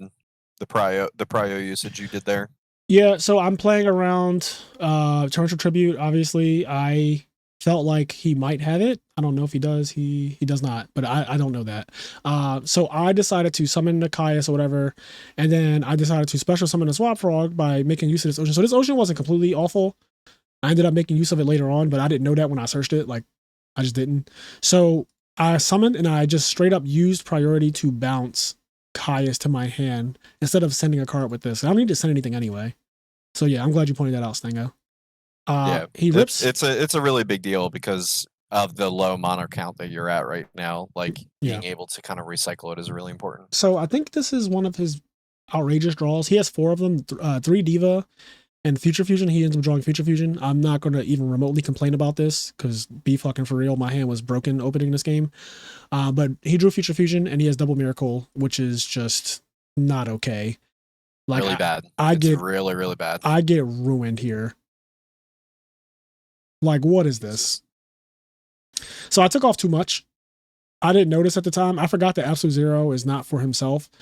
So he only counts like Brio in this case. They both only count Brio, but I had it as though they said they don't count themselves. And yeah, I just kind of misunderstood this card. So I took too much damage. And then this where it's funny, it gets corrected right here. He's going to take the wrong damage too. So neither one of us know how Absolute Zero works. because he takes off what 700, and I'm like, well, he's 4,000, right? And he's like, oh no, he's like, true. Oh no, only 500 for Brio and Treeborn. I said, oh, so did I take too much? And he's like, so we're just fucking up life points. We're just doing bad. We're down bad. First round. First round blues. First round jitters. So I not even my deck can trade favorably with an absolute zero. Like, look at how I just lost so much. I'm down so bad. This is my last target, this alias, so I have to get it out the deck. And I do. And he has E-Call with Hero Blast. My life is low. I rip a Miracle Fusion, which is insane. Yep, this is a really good draw. To mirror the 0. Yep. And then Junk Synchron was a good draw too. But he ends up having Hero Blast as I was about to stabilize finally. So I end up losing game 1 in a very, very, very close game. And yeah. All right. So now my deck is insane. And you're going to see some crazy shit this game. This is probably my favorite game of the whole tournament, honestly. So right, this is like this situation that just happened. This is like literally tier 0 absolute disaster moment for Hirobi. Like when this happens, he's like, well, I mean, I guess I should attack, right? But though that he had Dust Shoot, I probably would have waited, honestly. But this is what happens. Yeah, and that Dust Shoot didn't do anything. He's about to eat big damage. Yeah, this is another Dust Shoot that doesn't do anything. There are too many threats. So this is still in my hand, and this is also outrageously problematic. Yeah. I mean, I said I'm not playing around Mirror Force. You got me fucked up. Yep. I'm just gonna take it away. Yeah, things are about to get bad. Yep. So this is just insane against this deck. Once again, with Hero Beat, it's kind of the same ideology with Blackwings. Yep. You need 2 cards to beat the dupe block in Hero Beat, which is like, once again, that's the Monarch strategy. Like 2 cards to beat my 1 card. Like Substitute did all this. So I want to be clear here. So he has Ocean out, and before I drew Super Poly, I didn't have a clean way to deal with Ocean, so it was going to resolve to get Stratos. But this would be relevant. Like this resolving would be relevant against literally any other deck besides mine. Him getting a Stratos right here, even if it did happen, doesn't actually do anything. Like the fact of the matter is him searching, because all he has left to search is like Alias or Ocean. It just doesn't do anything. It doesn't change the game really in his favor. He's still dupe locked, right? Like no matter how you look at it, you're still dupe locked. I don't have back rows to pop, so Stratos gets no value there. You searching your deck for like the rest of your monsters makes your E-calls, like your remaining E-calls in Road to Dead. So if you just start searching with Stratos and adding your 3rd Alias and your next Ocean, cool. Now you have a lot of dead spell cards in your deck. So like this resolving doesn't actually matter unless the game state was different. Because I have this dupe block, it doesn't do anything. So I'm going to slow this down. So right here, because Super Poly is a god card, and I'm probably going to be playing 3 of it going forward. But this play, I go normal summon Swap Frog. I use the effect to send a guy. Then I go Chainlink 1 to bounce. Bounce Treeborn to my hand as Chainlink 1. I go activate Super Poly. Discard the Treeborn that I literally just bounced to my hand to fuse with your field and summon Absolute Zero. He tries to activate Bottomless Trap Hole. The problem is, and I typed it in the chat for him as clear as day, Chainlink 1 with Swap Frog, Chainlink 2 with Super Poly. So this comes out as Chainlink 2. You cannot play Bottomless Trap Hole. So I literally played around Bottomless here, and technically Torrential, even though I didn't think he had Torrential. But I played around Bottomless here, and it's crazy because he actually just has Bottomless. So I'm just playing out of my mind. And so I just have to say, me as a spectator, when I watched this play, I lost my fucking shit. Oh, I the was chat, just like, oh, bro, the chat on the Crow's Nest thing, they were going crazy. They were literally losing their shit. Like, dear God, even the people commentating, like the actual Crow's Nest crew, they were commentating as like, that is insane. Like, that is just absolutely insane. So this is just super game, right? Like, I win this game free. Like, this game is free now. Yeah. I mean, he just took too much damage. Yes. And then he thinks he's safe. Well, little does he know he's going to die next turn if he doesn't do anything. I want to say this because this is important. The reason why I did not kill his Absolute Zero in battle is because I didn't want my field to get wiped down from his Absolute Zero. And if I attack his Absolute Zero, right, it goes activate, kill my Absolute Zero. And I was just like, I feel like I can just wait for an opening, right? Once he doesn't set a monster, Brain Control or Econ kills him. So like the second, I mean, it's the same exact logic of what was, what we were talking about earlier of like, Ocean getting Stratos. Like, all right, so I still have Dupe Block. Stratos is just a normal monster. How about that? It's just 1800. I don't care what it says. Yeah. It doesn't say break the Dupe Block. So in this situation, like killing the zero doesn't threaten anything. You're at 62. And like he doesn't have enough cards in his hand to brio the Dupe Block away. And even if he does have enough cards in his hand to brio the Dupe Block away, he still has to brio or Brain Control the zero. The game state is in. He doesn't have enough cards for that. There's literally no out to this. Like nothing he can do will break this. So yeah, I could have traded boards, but I'm like, why would I give you a trade of let's trade your face down monster and your zero versus my 4 monsters plus Dupe Block? Like, why would I do that? So yeah, I decided to not go for that at all. And this is where we are. So he's doing some stuff that like doesn't really matter. This is great because this just means that he dies next turn. Yep. Goodbye card. Give me your guy. And he makes a token here to be funny, I think. Yeah, he puts a token out to pretend like he had Gores, but he's like XD, which is funny. Like I laughed at that. I thought it was cute. Okay. My hand is also good again. No frogs, but you take these hands. You know what's funny about that though? I just want to say, since you had Econ in your hand, it didn't matter if you dropped Gores because you just tribute your zero, take his defense position monster, and then finish him off with his own zero. Yeah, he just like was. I That's guess, actually so broken. Yes, he was just like, all right, I'm trying to pretend like I have Gores, but I don't believe you have Gores anyway. Like to be honest, when I play against heroes, you just gonna have to show it to me. You got to show it to me. Yeah, you just had it covered anyway. That's the greatest part about it. So he sets 1, and I thought about this. I was like, well, I'm not heavying 1 card. Even though I have Soul Exchange Substitute, which is broken, I'm just not heavying 1. This card is a god card against this matchup, right? Like, especially because you should be siding out Starlight Road against me, because this is the only card you can Starlight Road in my whole deck. So you really shouldn't have Starlight Road in after game 1. So this card's just a god card. I'm not using it on this 1 back row. I'm sorry. Yeah, especially with how good the quality of your hand is. Like, you have so many different plays. Like, setting Snowman Eater itself is actually too much in this situation. It was. I didn't know that, but it was. The reason why I was scared to do that, though, is because if he has Diva... Yeah. But in terms of, like, in some general plays, like if Snowman I Eater didn't, does a lot here. If I didn't have this play, I would have set Snowman Eater because I had to, and then it would have been too good, and I would have been surprised. What's crazy is that he has Skill Drain, and he decides to not use it on my Stratos because he has False Dyna. So I want to say this. I don't know how good this, I don't know how good this was throughout the tournament, playing both of these. I understand that they're both good floodgates, but like this exact situation that's happening at this very moment is reason enough for me to believe that this is not correct. Well, also, to point it out as well, if you have False Dyna and Skill Drain, what did you do to your Divas? Are they still there? Yeah, I'm just confused on Skill Drain and specifically Diva Hero Beat. Like if he sided out the Divas and the Gilmans for some kind of stun deck, okay, but Dyna doesn't really do it with the Skill Drain. It's just these 2 cards conflict too much against your deck. Like you're also I don't know what's going, but this makes him play awkward, and by awkward I mean bad because he's not skill draining a Stratos. So I'm just getting a free card and I'm getting a crash for free.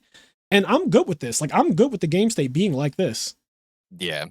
It's very interesting how this situation currently is right now. Yes. So he decides, okay, I'm going to summon False Dyna, which makes sense, right? He doesn't have anything to protect it though. So this makes this card so awkward. Anyways. So he goes set the yard. I guess he drew Solemn or something, I'm assuming. Yeah, he definitely drew Solemn for turn. So he set the yard. And that's big burn. Yep. And now he literally can't. He didn't side out Diva clearly. So I don't know what the fuck is going on. I don't know what's going on anymore. This is a major league I'm lost. deck building error. I'm just lost. Like, this is not. I'm lost. So he goes summon, Ocean, attack. And I'm like, yeah, we're just gonna pop. I think about it for a little bit, and I'm like, yeah, I'm just gonna pop your Faustina. So he does have Stratos engraved, so this ocean does need to go, but like.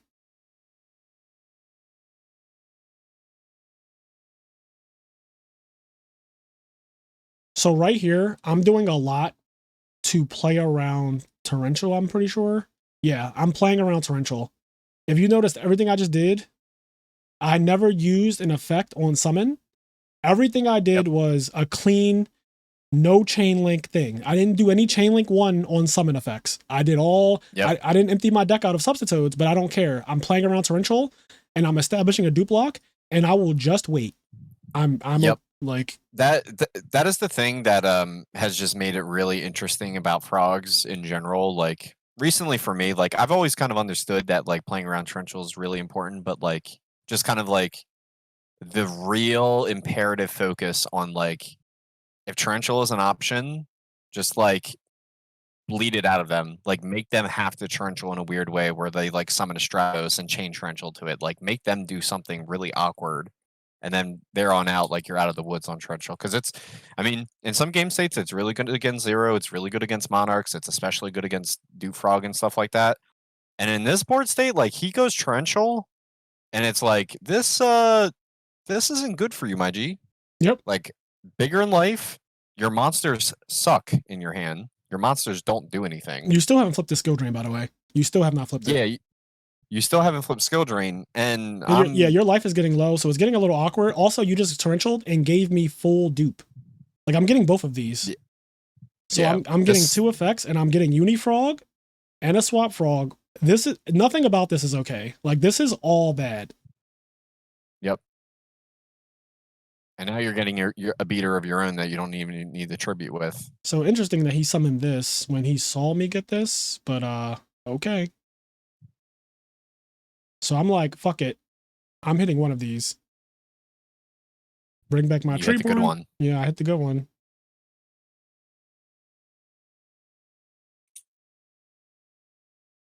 He crashes. Yeah, this skill drain put him in an awkward situation since turn fucking 1. So Hero Blast. So there's the God card again. Yeah, but here's where I get fucked up. He top decks a Diva. I know he has this because he Hero Blasted to his hand. I set him up to get blown out. He draws Diva and it throws the entire game out of whack. So much so that I contemplated, and this is hindsight bias, but I contemplated whether I should have even set this. Because I don't really need to set it in this game state, maybe. Like, I don't think he can kill me through a Treeborn Frog, drawing to 3 cards in hand. This is a 3rd card. Drawing to 3, a Treeborn Frog's on the field, but I don't have any defense in my hand. He doesn't know that, though. So, like, he's probably not thinking go for game. I really don't know what he's thinking, but setting this ends up causing the most fucking problems ever. Like, it gives him a chance to win the game, and it's so awkward because he drew this specifically.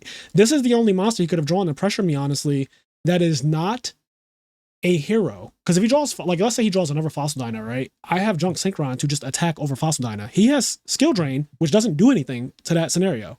So, like, this is such a problem that it happened. And he gets in. This was a big deal. Yeah, this was bad. This was really bad. So I got flustered again, and this turn I do make a bit of a misplay because although it might end up helping me out that I misplayed here, but I can make Junk Warrior, which naturally outs this, which is so cool. I love that this is a thing. So I MST his back row, and I go for Junk Warrior, and then I realize, well, why wouldn't I just special summon Swap Frog? Because I'm going to need a water monster on the field to use Super Poly eventually. So yeah, I put Swap Frog on the field, and I send a guy. But I could have made him way bigger. Like this guy's attack. Right, if you had Swap Frog out first. Yep. Yes, he would have been 3,300, so this would have been more damage. Now, I don't know he has brain control, but apparently he has brain control. I guess with the game state, if this guy was 33, I don't think it really matters because he can't ever put this on the field. Like, you put this on the field against this, and you lose the game instantly on the spot. So you can't actually do anything, even if this is bigger. So while I do think that it is a misplay that I didn't make my guy bigger, he does end up going like brain control me or whatever and attacking. And now this makes the game super awkward now because I don't have Airborne any. Nexus is offline. Yeah, I don't have exactly. But at the same time, he's in a shitty spot too, right? Like he's not doing good either. Like we're both down bad. Now I draw this, which means that I'm not down bad anymore. I'm awkward, but I'm not down bad. So I attack because if he did anything, so remember when I didn't dump my deck, I actually have substitutes left. Like there's a substitute blatantly in my deck. So if he did like deprison this, I would just main phase 2, play this, discard, put substitute in defense mode, and that means that this wouldn't be here, and he would just have an alias that I know it's alias set, so you're not in a good spot. Yep. So yeah, this is the game state now. So once it gets to this point, I'm like, okay, you draw a Diva. Now, they were saying that if he drew Miracle Fusion, he kills me, which is true because he makes Gaia with the Fossil Dyna, and it does 2200 and I'm at 2100. So Miracle Fusion would have killed me here, which is like so annoying to think about. Yep. So yeah, he didn't draw Miracle Fusion, thank God. I mean, yeah, sometimes you don't draw the card you need. It's very interesting that play of setting that super poly put you in such a vulnerable position. Look at how bad the game got. We were basically even at when I had the super poly, I was up like 4 cards. Like when I had super poly, I was up so much, maybe not 4 cards, hyperbole, but like I was up so bad that the game was basically unwinnable for him. So this is the first round of the day. So now I am 6-1, and now we're going to play our last round. This is round 8. Both of us are 6-1, and I'm playing against Ludo's Blackwings. So I ended up winning the roll, and because it's Blackwings, and I know it's Blackwings because of watching the stream, I'm not setting this into Ashura. You got me, and it's crazy. He has 2 of them. Jesus, I'm not setting this into Ashura. I'll just summon this. I'll search, and we'll play a slow game. I set MST because I know it's Blackwings and I know how bad things can get. Also, I don't have Treeborn access right now, so this doesn't hurt me. So he goes summon Shura, and my heart did drop a little bit because I was like, damn, I really played around it by not setting Treeborn Frog. But then I also was like, fuck, he has Kalut.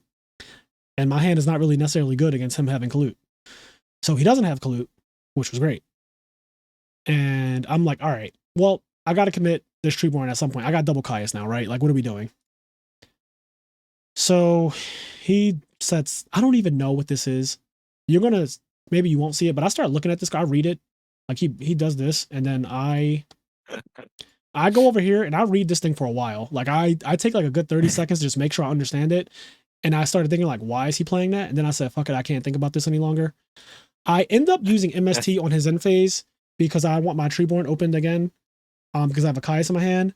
Now, I didn't know that my opponent was just holding like Whirlwind and Shura in their hand or whatever. I don't know when I don't really pay attention to when he drew that. He clearly didn't open it with it though. But like, I think he drew it after and he said MST. Yeah. So this ended up being awkward as fuck because I just got rid of MST. So which is kind of funny. I feel like that was pretty intentional the way he played that. So that was pretty good on him. I think that was genuinely good. If this was his intent, that was genuinely good. Also, he got me to use my MST on like a bullshit MST. So that was everything about that was good. I decided to just crack in for 15 because I have Econ. Now I do misplay with this Econ, I think. He's still not using Whirlwind. All right, well that's wild at this point. I don't think this is correct now. What is he playing around? It's just a bottomless, bro. Like, what is he playing around? Yeah, they're like bottomless doesn't like MST would be the only one that I would say you logically play around because it's like that makes sense. But like bottomless, first off, bottomless and frogs game 1 is a little sus. Yeah. So like, yeah, I would agree. I don't think this is much. This is too much. So he made a good play, but I'm going to blatantly say I think that this is just a misplay. MST's gone. I'm not really sure what you're afraid of. Maybe you know what I think happened? Maybe this is a big maybe. Maybe he said, I saw Frazier's playing Torrential and I'm playing around Torrential. That's the only thing that kind of makes sense to me is that he said I'm playing around Torrential because honestly, if that's not what's happening here, I can't really justify holding Whirlwind in his deck. Now, listen, I can appreciate that being a reason, but I will still go on record, and I think you agree as well, that like if it's torrential at that point, then like it's a no from me. Like if you're playing around, like the whirlwind will still be there. I feel like MST is the only logical one where it's like you won't put it onto the field until like you can bait it out. Yeah. Like I think that's way more reasonable than like the torrential doesn't leave in that exchange. I mean the whirlwind doesn't leave in that exchange. But anyway, to continue on, Econ, let's see what you're doing with this. Yeah, so he attacks, and I don't know why I think that I should tribute here. I should just put it in defense mode. This is weird that I did this because I'm gonna have this same opportunity like in the next game, I think, and I'm just gonna correct it and do it right. So it's just really weird that I took it. I don't know if I was thinking like, is he gonna go main phase 2 special summon Gale?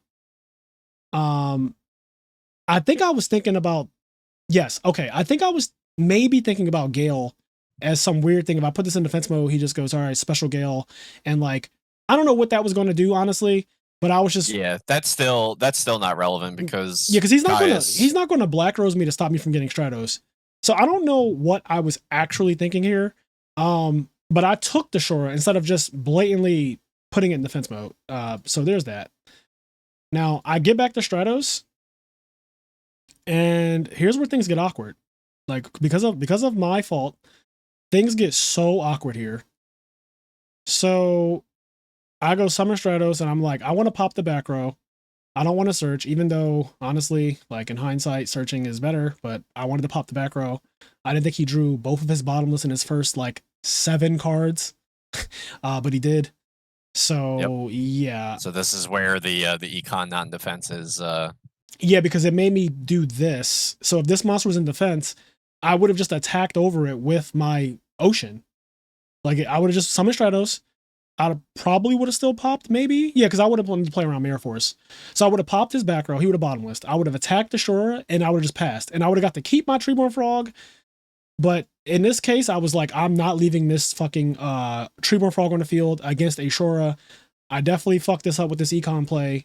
And now this is where we are. So I'm just going to summon Absolute Zero. Luckily, my misplay is like, all right, well, you're still summoning Absolute Zero. So he does he does Kalute. And... does he summon though? He does not summon after he Kalutes. Now, the way it resolves is... no, yeah, the way it resolves is in damage step, so he actually can't Shura. No, Shura is always damage step. Right. What are you talking about? It's always damage step. Think about it. Shura is when this monster destroys something in battle, it's always damage step. Right. I guess Shura would go off because you're Chain Link 1. I am Chain Link 1, he's Chain Link 2. So he just blatantly missed a Shura trigger. So we're both, in my opinion, no offense, we're both playing like shit. I don't think that there's a good reason to not activate Shura and get Vayu here. There's no Vayu anywhere. So I know, like, I'm sure he plays Vayu, right? Like at least one copy. So I don't know why there was no search here. Maybe he didn't know how it works. But yeah, we're both just kind of playing not our best, if I'm being honest. So he eventually goes Whirlwind thing, and I was like, oh god. So this makes it awkward because I have Brain Caius for the crackback, but I'm like, man, he's just going to go Goyo Guardian and take it. So, and that's annoying. So I was like, fuck it. I'm just going to go Miracle Fusion again. And I just want to hold Brain Caius for a little longer. So he does play Vayu. So this, yeah, he does play Vayu. So that he didn't search with Shura, which was just a misplay. Okay. So I in-phase Scapegoat because I wanted the opportunity to draw Substitute. Substitute does not come to me this turn, but it's kind of funny because so he rips a Sirocco, which is insane. Like literally insane draw. So this is 50. And you're 54. Taking big damage. 54 kills my brain control, and I draw the Substitute a turn late. So I wanted to draw this last turn, obviously, and it would have been GG if I drew this card the other turn. So I just drew my cards in the wrong order. But I didn't realize I just had a game in my hand. So let me explain a lot that happened here because we ended up getting to like a little weird thing, and I have nothing against Ludo. Like I don't really know you, but I think that you took something out of context and you got offended somehow. But right here, I go pump my Sirocco and attack over your board, right? So you when you're doing this, I didn't even know how much damage this was. I started calculating on my calculator app on my computer because I was looking at my second screen. I have two screens. So I was looking at my second screen, looking away from the dueling screen. I have dueling book on my right, and I have my calculator and all my other bullshit on the left. So on the left, I'm doing my calculator work to see how much damage it is. While I'm doing that, I hear the dueling book sounds going off of you calculating life and taking life points away. I turn over and I see you do 370. I see you do 37. Then you do 3,700. Then you do 37. And I say, what the fuck is happening, LOL? Now, this is maybe something that is different from like our culture, like American culture and Italian culture. I'm not really sure if maybe something was lost in translation here. But when I said WTF LOL, the LOL is to soften the statement. I'm not saying like, what the fuck, literally. I'm saying, what the fuck is happening? Like, LOL, as in, I'm laughing because I don't know what's going on. But look at this. You did like 4 different things with the life points. So it confused me. And look at the screen right now. Like, literally look at the screen at this very moment. You're at 667.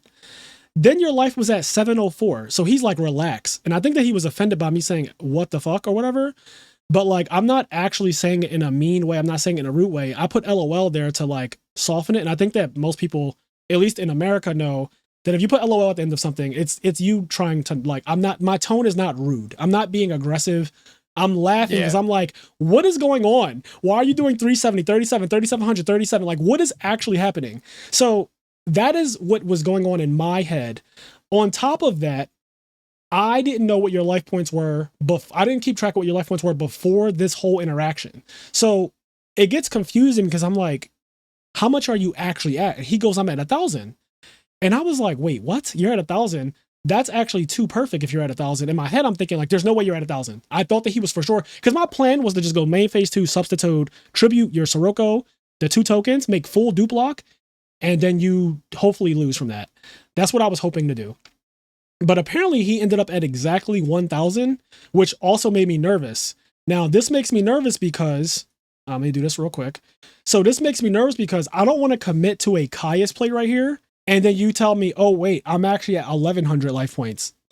And then they're like, well, you already committed to Caius. So then I just lose the game flat out. Like, I just lose the game because if you get anything that attacks over these tokens, I just lose.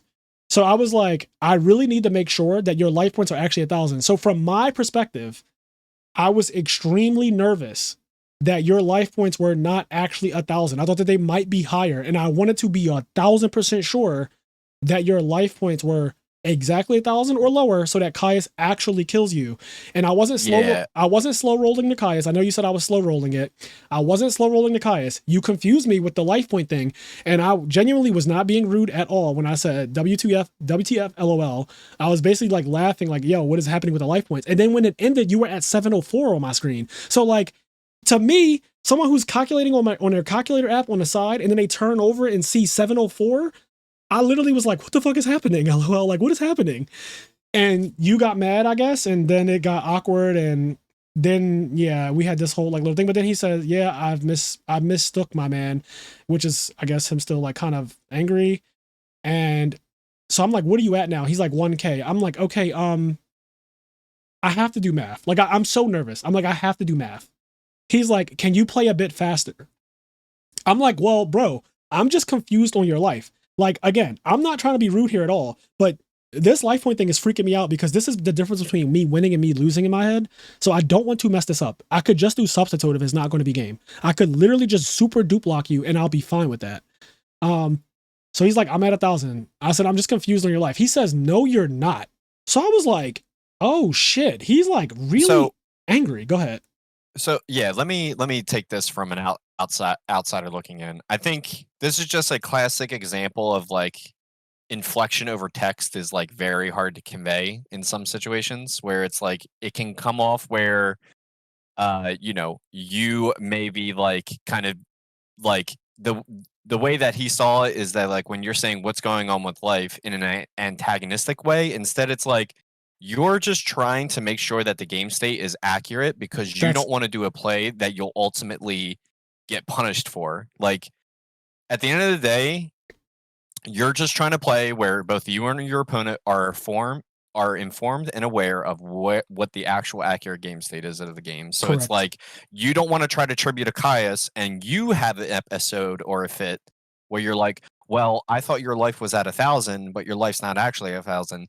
And no offense, and Frazier was telling me this like with me growing as a player and everything like that.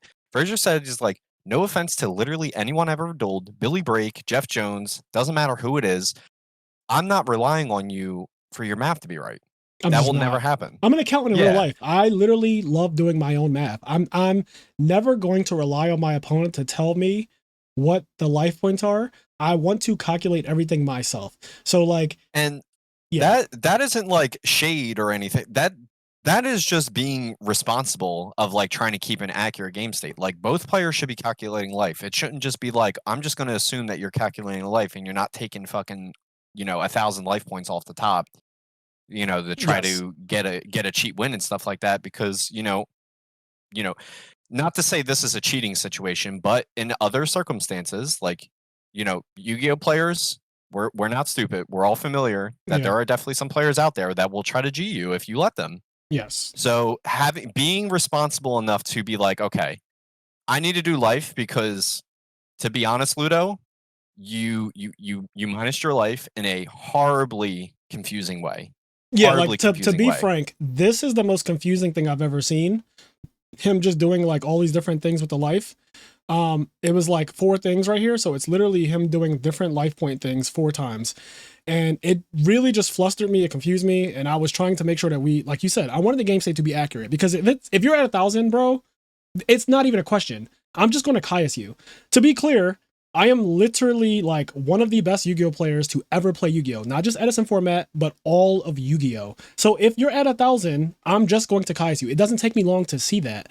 My whole thing was, I just want to make sure that you are actually going to die from this, and that you're not randomly at a life point count higher, because then I just die if I put a Caius on the field that doesn't kill you, and you have a whirlwind up, which means that anything you summon will literally kill me. Like anything. It doesn't even matter. You could summon literally Kalut and search out Gale, and I'm dead. So in my head, I was like, this has to be accurate. I want to make sure we are representing the correct game state. And that's all it was. It was no shade to anybody. I don't care about anybody and how they feel about it. At the end of the day, I wasn't being rude. I was just completely trying to understand what was going on. And I do think that you got that at the end of it. Like, I think that he calmed down, thankfully, at the end. But this whole situation, like, where he's like, oh, can you play a bit faster? And I was like, I'm just confused on life. And he says, no, you're not. I'm like, it's not, like, it's just not. It did not give that. But I think that something might have been lost in translation between us. And that's why I'm like, I'm giving grace here, because I genuinely don't think that you meant to be rude. I think that maybe you don't understand like the way I'm speaking. It is through text, so things can be lost in translation through text. But I just wanted this to be 100% sure what was going on. And I got confused with these 4 life point adjustments. And then these next 3 life point adjustments here. So 7 total life point adjustments. I was just confused. And it took me a little while to read the chat and make sure that like life was perfect, that you reversed everything, that you took the right amount, that like the Bora, Sirocco thing was all good. Like I had to make sure everything was good. I was like, okay, everything's good. Like everything's good here. So then I go do this. He says that was really slow roll. So he's still pissed and being like rude to me, despite the fact that I explained I'm really confused on your math, and he just doesn't believe me. Like he genuinely thinks that I'm slow playing him, and I have no idea why you think I'm slow playing you in this situation. But like, dog, it's not hard to see Kai's for game. Like that's not a thing. And he's like, that was a really slow roll. And then I said, sorry, it just really confused me. And then I'm like, no, bro. He's like, whatever. I'm like, you confused the hell out of me. And he's like, I didn't. So yeah, this got so out of hand. The thing that I'll just say, because I know Frazier definitely would agree with me in this, because we actually talked about this prior to this day. We talked about it yesterday.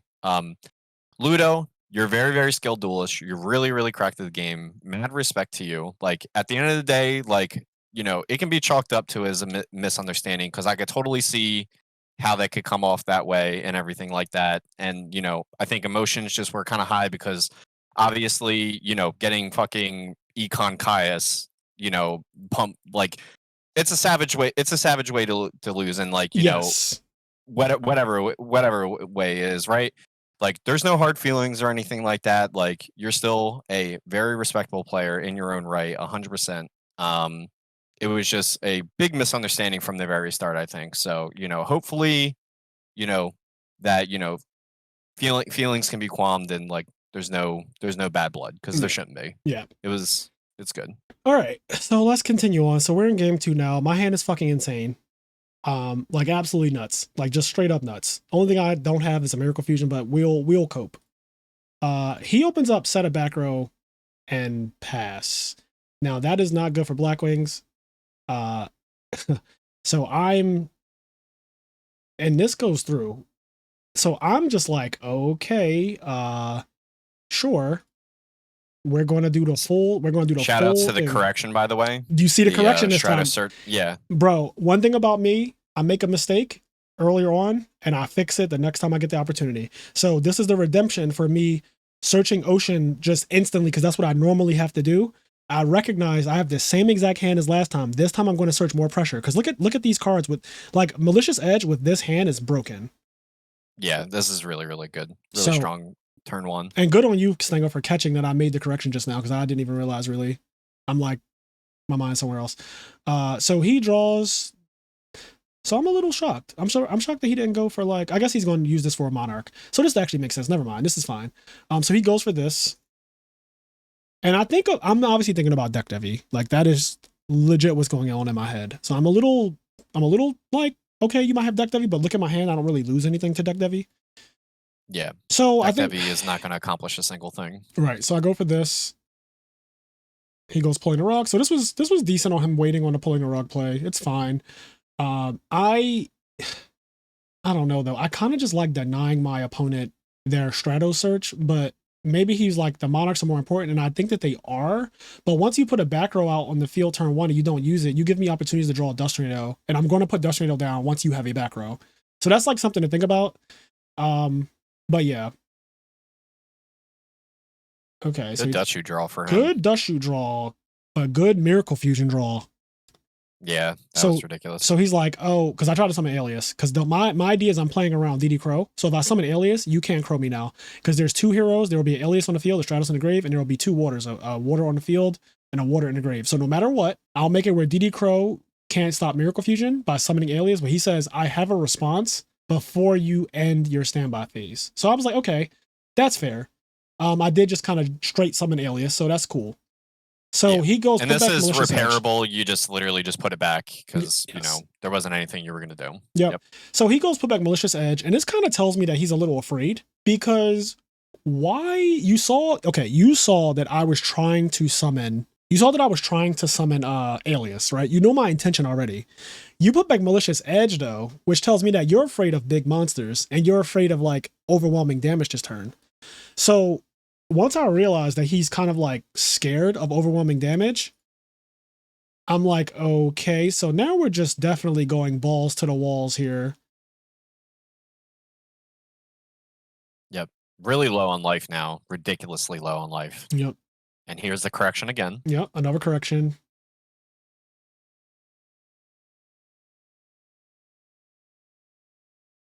Yep. This game state is just super, super strong for us. We have brain control. He's so low on life. A brain-controlled Sirocco is like almost game. Yes, and he had to use Legacy Yatagarasu to like draw a card because he's in such a bad spot. So, and I'm fine with this. Like he does 100, but now he's in a really compromised spot because I have this, and this is actually game. And I could tell that he's afraid of dying because he put back Malicious Edge. That is so telling to me. Because basically what you're saying is, you don't want me to randomly go Econ, Tribute, Treeborn during standby phase where you dust shoot at me, take your Sirocco, bring back the Treeborn Frog, and then activate Miracle Fusion and summon 2 big-ass guys. Like, you don't want that to happen is what it looks like to me. I'll have your Sirocco, I'll have Absolute Zero, and I could theoretically, like, tribute from Malicious Edge or whatever. I could just straight tribute from Malicious Edge over your guy too, but if you bottomless me, then I'm just going to go Miracle Fusion. So it was just a very confusing thing, I think, in general, and it told me that his hand could not deal with like random pushes that were big. So, and it tells volumes with it based on his life point total right now. And here, I summoned first just in case he has torrential. But I'm just going for game because what are you going to do? Like, are you going to deck WB finally? Like, what are we doing? So, and I have Torrential, which is just, my favorite. So here we go. GG's. Good luck for the rest. So when he said good luck, I was like, okay, hopefully he calmed down, because I don't think you say this to somebody who you are mad at. So I was like, okay, he's not mad at me anymore, which is good. We both were able to say GG's to each other, which is really sportsmanlike. And then I said sorry about earlier, because he stayed around. He didn't just click leave duel immediately, which was nice. Because then I would have been like, well, he's still pissed, but he actually stayed around. So I was like, sorry about earlier. And he was like, no problems. And I was like, I really did life differently. And then he was like, all good, see ya. And I said, so I didn't see Caius was game. And then I said, this is me talking to like the stream. I was like, okay, I need to watch this replay, because that was so wild game 1 with the life. When I did the math, he was above 1,000, but maybe I'm slow. It's been a long weekend, and then I leave. So I just wanted to kind of explain to people what was going on in my head, because I was genuinely confused, and I wasn't like slow playing my opponent to summon Caius and kill him. Like I do not do that. Like that's just not a thing. So, all right. So now we're X-1. We're 7-1, and I'm guaranteed top now, which feels fucking amazing.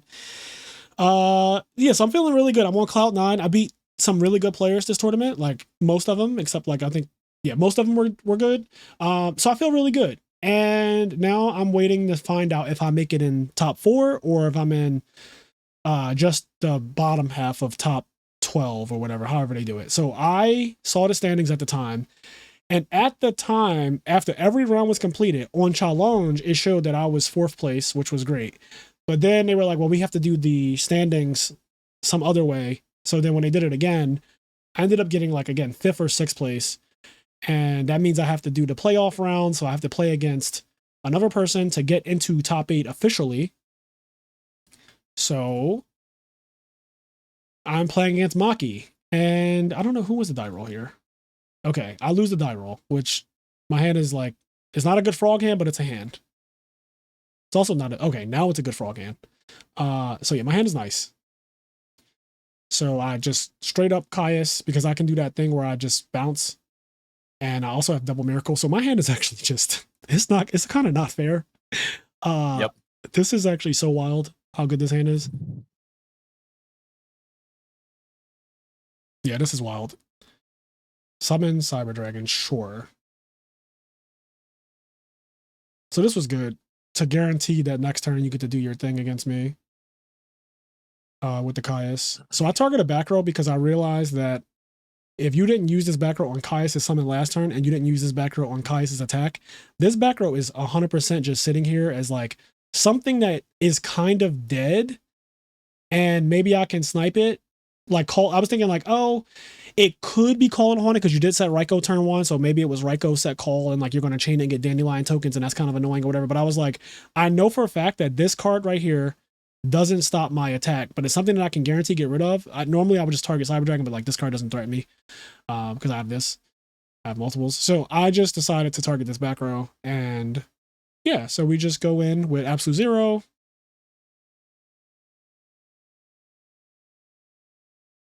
So they top deck the second copy of Brain Control, basically, and they go for game. And yeah, I happen to have one of my 3 battle faders. I could have also had Gores. But yeah, I ended up just battle fading, and they click admit defeat instantly. So that was basically a very quick game. I went second and just like steamrolled. Okay, my hand is broken again.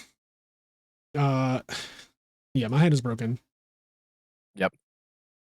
Stratos Miracle Fusion is now pretty much going to be online. Yeah. With also a Gores follow-up.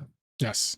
And this game was so awkward. I was so nervous that they were going to do something to like get this out of my hand. So I was playing the entire game defensively. Like this gets summoned, and then I was like, okay, I can make Cataster here. So I need to make sure that this can't stop me from making Cataster. So I do this, and I'm like, okay, I'm still walled up against, because I know this is here, and this is just scary as hell, because it rips 2 cards. Well, it will rip 1, but it will rip 1 and 4 scores out, which is annoying. So I'm just really nervous, but I keep attacking, and then I'm like, so here's where things, so this just ends up sucking so bad. So I do this, and I think I'm in a really great spot, and apparently I am in a great spot. You're going to top deck, right? So you have that. So summon cat good, synchro, make android, banish, summon this. So, okay, this wasn't the turn I was thinking about. In fact, this is actually completely fine. So right here I drop Gores. This is a really good Gores, like a really, really good Gores. Yeah, this is the turn coming up. Yeah, so things go very wrong here. So right here, I look like I'm in a great spot. I mean, things look like they could not be better. Your position is like, from your perspective, if I was sitting in your seat, I would pretty much say, if I don't die, or Yes. if, like nothing crazy happens to my field, there's literally no chance my opponent will ever win. Yes. There isn't a chance. My opponent literally has one more turn to basically do something, and if they don't do something crazy, I win. This is insane, right? If they don't do something crazy right now, I just straight up win the game. So, and little do we know, they do something crazy. This is crazy. It's basically brain control Caius, which this deck does play like multiple brain controls just like I do. So I get it. But it just sucks that it like that just ruined me, because now I don't have a water monster, which is so awkward too. Like, I didn't side out any water monsters, I'll tell you that. You don't even have a earth monster to even like bring out Gaia as like a second backup. Yeah, I'm down bad. Like, I don't have Malicious Edge engraved to make the Gaia. I'm down bad. And then they pot, which is just like salt on the wound. Yeah, add insult to injury, add salt on the wound. So I'm like, oh, this is so bad. I draw 1-for-1, which is actually an insane draw. Like, this is nuts. Like, this right here is nuts. So I'm like, oh, makes it all better. Everything is good now. I thought here when I was watching spectating the match, I was like, oh, I guess you have to crash. But then I'm like, oh, that's even better. Beat over it. Yeah, just beat over it. Drop Gores. Again, we don't care about Gores if it's against a 0. So they just do like attack and kill my 0. And they have a lot of cards, but my deck is really good in top deck situation. And it's in the top deck situation. So I draw a Soul Exchange, which is like not very good. And then they just have Black Rose. So yeah. Black Rose for lethal. Yep. Okay. So now remember the best hand in my entire deck that I could draw? Like, remember the best play. The reason why I'm probably going to go back up to 2 Junk Synchrons, because this does come up a lot more when you play 2, obviously. But yeah, this is the best opening I could possibly have. Junk Synchron, a monster that it can bring back in 1-for-1, is the wombo combo of this deck. It is the insane stone cold nuts. Yep. And there's a lot of decision points that you can make where if you want the Junk Synchron to stay, or if you just want to set up the ultimate lock. Yes. The dupe sub lock is what I call it. So because you get rid of one, you got to get rid of the other as well. Yeah. So what I did here was I decided to not bounce Junk Synchron during my combo. The reason why is because I decided that I wanted to have a full dupe lock where you can't attack at all and they can't die in battle. And the reason is because Cat, against Sublock, Cat can summon Catastor with 1 card and attack Dupe Frog. And I just did not want a situation where I can't full dupe lock. I didn't think I would need the Junk Synchron because I have Caius, Malicious Edge, and Miracle Fusion. So I have 2 normal summons for the next 2 turns. I'm covered for normal summons. I don't need any more normal summons. We're good on those. So I'm like, okay. Also, I left Unifrog in my deck. So right now, I plan to bring back Treeborn and summon Unifrog next turn and start clearing the way for these guys to drop, right? So that's my plan. Things go really wrong for me though, because my opponent sets 3 back row. And that's not a problem. That's exactly good for me, because I was like, okay, well, I was planning to pop these back row with Unifrog next turn anyway. But then I draw Unifrog, the only frog left in my deck, which means that, well, it's the second. I played around Soul Release. There's a Treeborn left in my deck, which is so funny. I'm just playing around Soul Release every time now, thanks to me and Stengo testing. But it's because I left an impression on his ass print.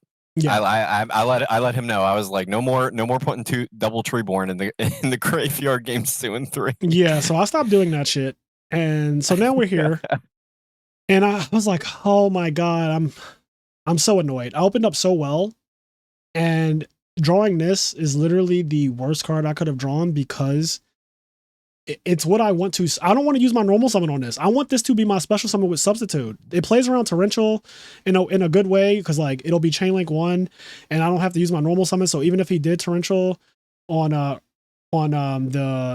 even if they torrentialed on the summon of Unifrog, the summon of Uni, you can still make plays afterwards. Correct. With like summon swap attack.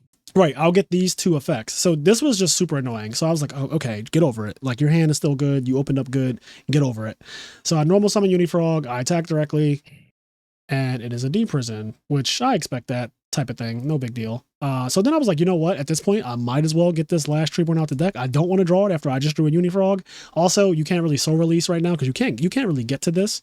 So worst case scenario is like they go Caius this and then DD Crow or soul release this. And even if they do that though, I am still fine because I have Caius and a hero in my hand and Miracle Fusion, so I'm still fine with all of that happening. So I draw, and I've been trying to not get torrential this entire time, like I really have, but you know, you get to a point where you're like, all right, I'm going to keep on playing around torrential because it costs me nothing, so I summon this guy, and this guy plays around torrential as well because it's no chain link 1. So now I still have this, and now I'm putting crazy pressure on you with this. Like this is insane pressure. Yep. It's a really good target too because it brings out more things that you can pierce over. Yes. So they get over it immediately and make Catastrophe, which is this is a great response. It makes things very awkward for me because again, I'm playing around torrential. I don't know that you don't have torrential, but I'm playing around torrential. Obviously, it gets to a point where I'm like, I can't play around torrential forever. So I decide that I'm going to go for Caius. I get pulling a rugged. So we're just at a standstill. This is so ignorant. This is just the most ignorant. Like, not like what can you do? You have to use resources to clear this, and when you do, I get back resources. Yep. So they start using resources. They book one of these and attack the other one. Okay, so you use the Book of Moon. So that's a -1. I get back Swap Frog. I draw Vanities, which happens to out Cataster. So I'm like, all right, bring back this, tribute, summon Vanities Fiend, attack. They have Book of Moon. They have the book again. Another -1. So now it's getting bad. I have 8 cards to their 4 cards. I decide main phase 2. I'm at 8,000. I can flip this in attack mode. Now, caution, doing this is not always the right thing to do because this can't die in battle because of Substitute, and everyone has to attack this. So this is a clean way to my life points. The thing is, though, I wasn't nervous because it's Cataster who does no damage. So I was like, oh, well, if you attack me, you have to attack this anyway, and this Cataster will do no damage. So I don't have to worry about getting like randomly gouged on my life points here. And my opponent said, this is really rough. So they steal my Malicious Edge. Again, they give me a dupe effect, which is great. I decided to get back Treeborn this time, just in case. I'm still lightly playing around Soul Release. Like I don't need to get back Swap Frog. I already have one. So I don't want to get Mind Crush for both Swap Frogs. So I grab a Treeborn Frog. Nothing can go wrong if you grab a Treeborn Frog here. So yeah, they took my Malicious Edge and they tributed it. So now the game is basically wrapped up, right? Like, I mean, look where we are right now. We're 7-4. Yeah, it's about to get even worse, right? Like it's just. Yeah, clear your field. And then, so now it's what, 7-2? Oh, 8-2. It's 8-2. 1, 2, 3, 4, 5, 6, 7. Yeah, 8-2. So this game is just like really getting away from Maki. And draw Torrential. This was God, that was such a good draw. So they drew Torrential, and I am greedy here. This is where I got greedy. I thought it was earlier in that other duel. It was right here where I get greedy. So I could have just put swap in attack mode. I could have even bounced like Treeborn to my hand, I guess. I could have done things differently, I guess, but I was so far ahead, to be honest, that I said, even if they have Torrential, can we be real? Like, it's just not doing it. So I get a search. Have Gores in your hand. Yes. So they get this massive Torrential for nothing. And I'm just like, yeah. Yeah, I mean, that was just ruinous, what just happened to begin with. Yes. So I draw Rhoda, and I'm pretty sure that is dead. So they flip, they attack with this, and I'm like, take it. They don't attack with the Chaos Sorcerer because they're playing around Gores. This is smart. But because you can't banish if I drop Gores. So it was smart to not attack here. The problem is I can wait. Like my hand is in a place where I counted how many bombs are left in my deck. There are 2 more Caiuses left in my deck. There are 2 more Miracle Fusions left in my deck. Brain Control. There is so many. Yes. So my deck is literally full of bombs. So I don't have a reason to do anything last turn. Like I just can literally pass. I don't care if you know I have Gores. you can't do anything about it. So I just like, I'm like, okay, just wait until I draw a bomb. I draw a bomb, I attack for game. So yeah, that was the game. So yeah, I got tired of waiting. I was like, fuck it, I'm gonna summon Stratos with all these monsters on the field.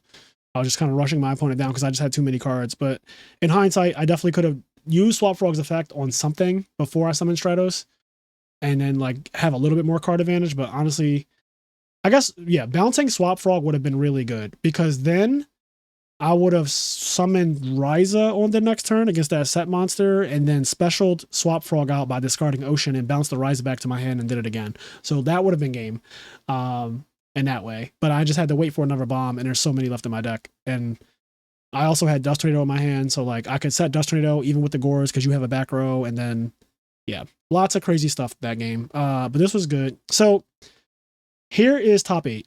Now, let me preface this by saying, actually, I'll wait. No, I'm going to say it now. So I'm playing against Lightsworn and I have played Yu-Gi-Oh for a very long time. I have been sacked by people a lot because I played it for such a long time and I have sacked a lot of people. Okay. I am one of the luckiest players on the planet. And I'm also fucking outrageously good at the game on top of that. So it's like a little unfair that I'm so lucky and I'm also good. I say all that to say, I do not get mad when my opponents get very, very lucky. I accept that it's a part of the game. It's something that can happen. You just roll with the punches. I play Yu-Gi-Oh way too long to be pissed off about it. I know people were saying like, oh, if this happened to me, I would have said the best player doesn't always win and left. I wouldn't have said GG, like stuff like that. And honestly, like, I don't want to ever be that kind of person, especially as accomplished as I am. There's no reason for me to be that bitter over a loss in a card game where I've done so many things. So to me, it's just like, it's not that deep. I'll never be rude to my opponent for sacking the shit out of me. Again, I sack people. I get sacked back. It's part of Yu-Gi-Oh. It's always going to be part of Yu-Gi-Oh. You roll with the punches. What we're about to see, though, is a fucking massacre, okay? It is an absolute massacre. And I was kind of like laughing internally because I love seeing ridiculous shit like this. Like, honestly, this, for some reason, this is called like luck porn for me. Basically, like, this is luck porn. This is a duel that I'll pull up all the time to show people how bad it can get. Because everything about this is not okay. Like, look at how this turn one. This turn one's too broken. It's solar recharge. This turn one actually reminds me a lot. So times two, really good duelists. I think he topped the ribbit before with like that Machina control that was like his invention, sure, to my knowledge. Sure. Right. I have no idea. Yeah, I mean, I don't know, but I just remember times two Machina control. That's how I always remember them. I was play testing with a True Hero the night before because we knew he was on Lightsworns because True Hero had to play against him. And I opened up a very, very similar hand where it was like solar recharge and to charge solar recharge and like JD's already alive, JD's already in my hand, and a bunch of other broken shit.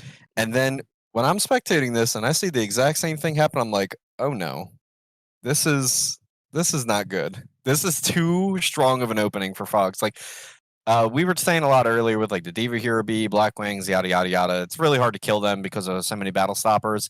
But this is like too much free advantage off of nothing. Like there was no battling, there was no card effects like exchange. Like this was just like modern Yu-Gi-Oh!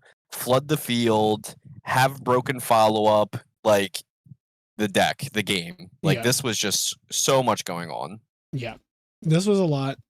So I was just laughing because of how absurd this was, but I'm still going to do what I can do. So MST, because why not? And then I go battle phase attack. So they have Necroguard in the grave. So I was seeing if they would use Necroguard in here. They end up thinking about it. So I'm baiting hard because I haven't normal summoned yet. So I'm like, if they use Necroguard, that's perfect. Then I'll go Econ, Tribute, take Wolf, attack her. And then, yeah, you see where this is going. So I was trying to bait, but they decided to put their Lumen in the graveyard. I didn't say that we were going to damage step. I declared an attack. So I was like, okay, well, you're not using Necroguard now, which means I'm going to still use Econ because I actually do not intend to crash. Yeah, which was to be honest though, that was a really heads up play by you and also times two. Like I'm really impressed with the restraint to not do it there, Yeah. to not necro guard in there. That was really good by him. Like when I saw you do that, I was like, okay, so you're trying to bait out necro guard, and I guess econ is what was my idea, or brain control, like something like that. Econ would have been the best thing because it's like wolf over Lumina, and then like make Yeah. substitute. I will say it is easy Um, to make that play though when you open like this. Like, Yeah, right. When you have too many resources to care, yeah. I Like could if it definitely was a see a more universe though where yeah, if it was a more complicated game state, I would say sure, but this is like the freest game ever. I'm not threatening you no matter what I do. We're being real, so it's just like, and you already have the Celestia, which is so ignorant. Like everything that can go wrong is just going wrong. If they don't have Celestia, then they would have to summon JD to clear this, which is kind of funny. Also, if I have Yep. Battle Fader randomly, we start approaching awkward territory where you're starting to get a little low on like actual deck size because they summon this. So if I have Battle Fader here, things can just start to get weird. Yep, they mill 8 in total. Yep.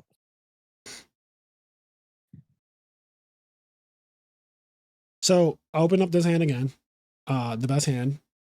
And this is basically a non-game. So we both game. This is what I mean. Like I got sacked game 1. They got sacked game 2. This is just my best hand, right? Like this is just insane. I'm going the fuck off. I know that I'm not losing this game unless they open up outrageous. And like that doesn't normally happen twice. So And they open up really soft. yeah, they open Really, up really soft. Yeah, they open up Double this, wolf. Yeah, so like This is like not good. you live by the sword, you die by the sword. It's funny. It's like we talked a lot of analysis of like the previous sets, but this doesn't really require too much. You can just kind of see how the natural progression of the duel is going. Yep. Yeah, that Mirror Force was crazy. I had a very strong read on Honest. The Mirror Force was wild. I thought about Mirror Force, and then I was like, I'm just gonna Black Rose this, because Arcus is a problem for this deck. Yep. So this is where things get so awkward. Like they're at 14, so this actually kills. And for some reason, I think this is a bit of a misplay. I would pop the I would pop this. I will pop the Vanity's Fiend. There's no world where I'm not popping this Vanity's Fiend. So here's it even more interesting. Before that attack even goes off, they mill the Necro Garden before all this. Yes, so Necro Garden's in the grave. That's what I'm saying. Yeah, so it could have been like Gardna on the Vanity's attack, and then you're forced to attack with Ocean, and then Raiko's gonna pop the Vanities after that. Yeah, I don't really get it. This is still on the field. This is all I need to win the game at this point. So like, I guess they're saying I can out this whenever I feel like it because I have Honest and a thing, but I don't know. I did not. I'm not a fan. So I go for Brain. They go Compulse, and now they're forced to use the Necro Gardener. So right here, right? They do this. Fine. I decided because I have Crow. And 99.9% of the time, I would just Crow. I know I won the game already. I won a long time ago. The reason why I didn't Crow is because I didn't want to reveal that I was siding Crow against him. I wanted to win the game without actually showing DD Crow. So I let this go through because I was like, well, what are you making? There's nothing you can make that's not just going to get econ for game, right? Like I'm holding game in my hand. You're at 14. No matter what you make, I'm going to kill you. So I was like, sure, this is permissible. Stack your card, do your thing. So they go stack and they decide to end phase mill. And I was like, okay, that's actually a little annoying because that makes econ not blatantly game. So I said, you know what? I was too permissible already. I'm not going to let this game get away from me. I'm going to DD Crow you now. I draw for turn. I go to standby phase and they call it a Haunted Fossil Diner. And I was like, yo, what the fuck? Things are starting to get a little weird, but we're still good. A little uncomfortable. Yeah, we still have like all the outs. Because like, let's say I set this Torrential, right? And they don't summon this Lila. Okay, next turn, normal summon, Torrential. Like, it doesn't matter. So I'm just chilling. And then we win. I would have won a lot earlier if I just crowed and showed that I played crow and I'll play it against this deck, but I really was trying my hardest. I open up this is a brick hand officially. Like, we had a hand before that was not a good frog hand. This is a brick hand, just flat out brick. And my opponent's hand happens to have Death Shoot in it, which means they know that I have a brick hand, which sucks. So, like, worst case scenario, I get Death Shooted. They put back Gores, which is my only, like, real interaction. I think it's Raikou. I'm correct. So I trade Unifrog for Raikou, which is great. He doesn't mill a wolf, which is really important. I have a Geki break set. I get attacked by Honest. I don't really care. I draw Torrential, and I was like, oh, okay, cool. I'll attack for 15. And call for Aaron, which I really didn't see that coming, but like that was actually annoying because I don't want to lose this ocean. And I think that my opponent knows that my plan is probably to get this Vanity's Fiend on the field. So I'm just like, all right, Raigeki break, and I'm going to draw Stratos. Oh, no, not yet. So Mask Restrict gets flipped because of the Vanity's Fiend that they know about. So I set Dupe Frog. I didn't want to attack into this because I thought it was Honest, right? It made sense that it was Honest because I literally saw an Honest attack me earlier, so I thought it was Honest. So they pop my Dupe Frog, which is a little annoying. Yeah, they pop my Dupe Frog, which makes it miss timing. And not that it really matters because I have to deal with Mask Restrict anyway before I can even do anything. So I draw a E-Call, which is really good here. And I have the option to pop or to search. And I was like, there's no fucking way I'm choosing to pop. I'm going to search. Because if you go for the pop effect and a torrential, you get no pop. So I needed Alias here because my game plan now, so look at where we are now. We're in a very simplified game state, and I have an Alias to their known about. Do I know about this Honest in their hand? Yeah, you know about the Honest because they bounced it back. And I have Torrential. So I'm like, all right, I have a game plan now. I literally formulated a game plan. My game plan is to Torrential this Honest and go into beatdown mode. Unfortunately, my opponent draws Cyber Dragon, which is like so obnoxious that that's even in the deck. But yeah, they draw Cyber Dragon. And I go Alias, beatdown. And then Cyber Dragon attacks. Then they also have a Raikou, which is like add insult to injury. And now things go from bad to worse. So they mill 2 wolves off of Raikou, and that is game. Again, when I watched this happen, I was like, all right, well, I don't think I was winning anyway, to be clear. Like, once the Mask Restrict resolved, and I had already used 1, 2, 3 outs on Mask Restrict, like that could out Mask Restrict, I should say. I was like, I don't think I can win this game anyway at this point. So yeah, this got really bad really fast. But the double wolf thing was just kind of funny to me because I would have lost anyway. This just made it instant. Like this made it where you just lose instantly. You just get put down to 200 life points, and there's not really a top deck that will get you out of this. Right. So the wolves come out, and I'm not drawing anything for the next several turns. No Miracle Fusion, which is the only card that could have like kinda let me play, but not really because my opponent also just happens to have Compulse. So I just actually don't play. Yeah, so that was this game. And yeah, I said GG, good luck in the rest. Said thank you and everything, and that was the end of it. And so yeah, like I said again at the beginning of this whole duel, yeah, people were just going off about how they would have not said good game and they would have said the better player doesn't always win, and like all these other things that are just like rude that it's just not serious like that for me. These online tournaments, I like them and everything, but I don't take them nearly as serious as I did Konami events back when I played in like, you know, tournaments that have thousands of players and all that stuff. You know, these are fun and everything, but like I'm not about to be rude to people. I'm not rude to people when I play them anyway. Like I'm a very kind person when I play my opponents, unless of course you are rude to me, in which case then we can go there. But like I'm not just going to be rude about losing because of luck. I'll just be like, yeah, man, it happens. It's Yu-Gi-Oh. I literally accept Yu-Gi-Oh for what it is. Sometimes things just happen, and it is what it is. It's Yu-Gi-Oh. What I will say is I'm very, very proud of the way I performed this tournament. I think overall this was a clean run. I demonstrated a lot of skill and a lot of plays that I made. I still think my favorite play of the whole tournament is that Chain Link 1 Swap Frog, bounce the Treeborn Frog to my hand. Chain Link 2, activate Super Poly, discard Treeborn Frog, bring out Absolute Zero using your field. and then you try to bottomless, and I tell you that you can't because it's Chainlink 2. That was my favorite play. That got caught on stream. I love this deck. It's very fun. I'm still deciding on what I'm going to play for Nationals in 2 weeks. But yeah, this was a hell of a run. Thank you for everyone who hosted and held this tournament for us. Really appreciate that. I'm glad I got top 8. I wish I could have won the whole thing. I do think that I could have won the whole thing if I got to get past this round where it was like a very heavy variance round, because I knew that this was going to be volatile as hell, and every game was volatile. Like game 1, no game. Game 2, I'll put my best hand, no game. Game 3 was just like brick, and then just insanity, right? So it's just like a lot of crazy shit, and I knew that it was going to be like this, but I said if I can get through this round, then it's just regular dueling again. And I got clipped.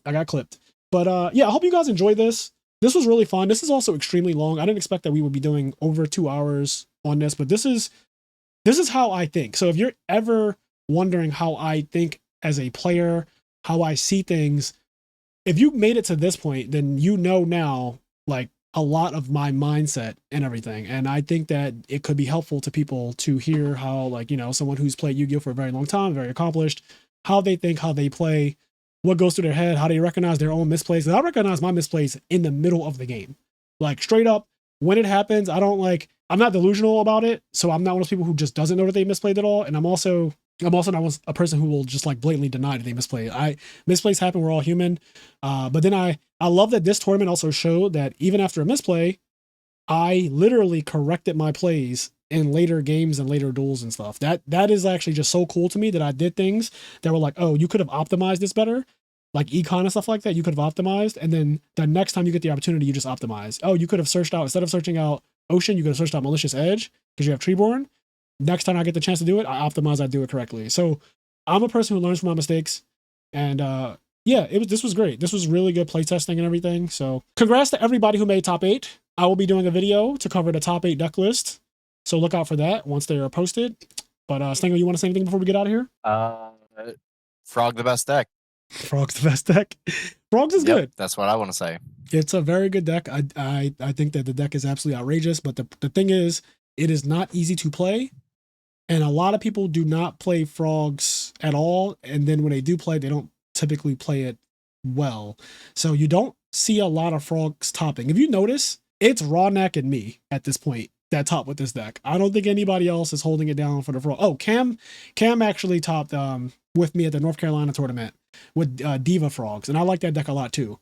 So between us, like we're the people who mainly carry the Frogs. But at this point, like this is like my third top, I think, with Frogs. So I love this deck. And yeah, I will catch you all in the next one. Peace out.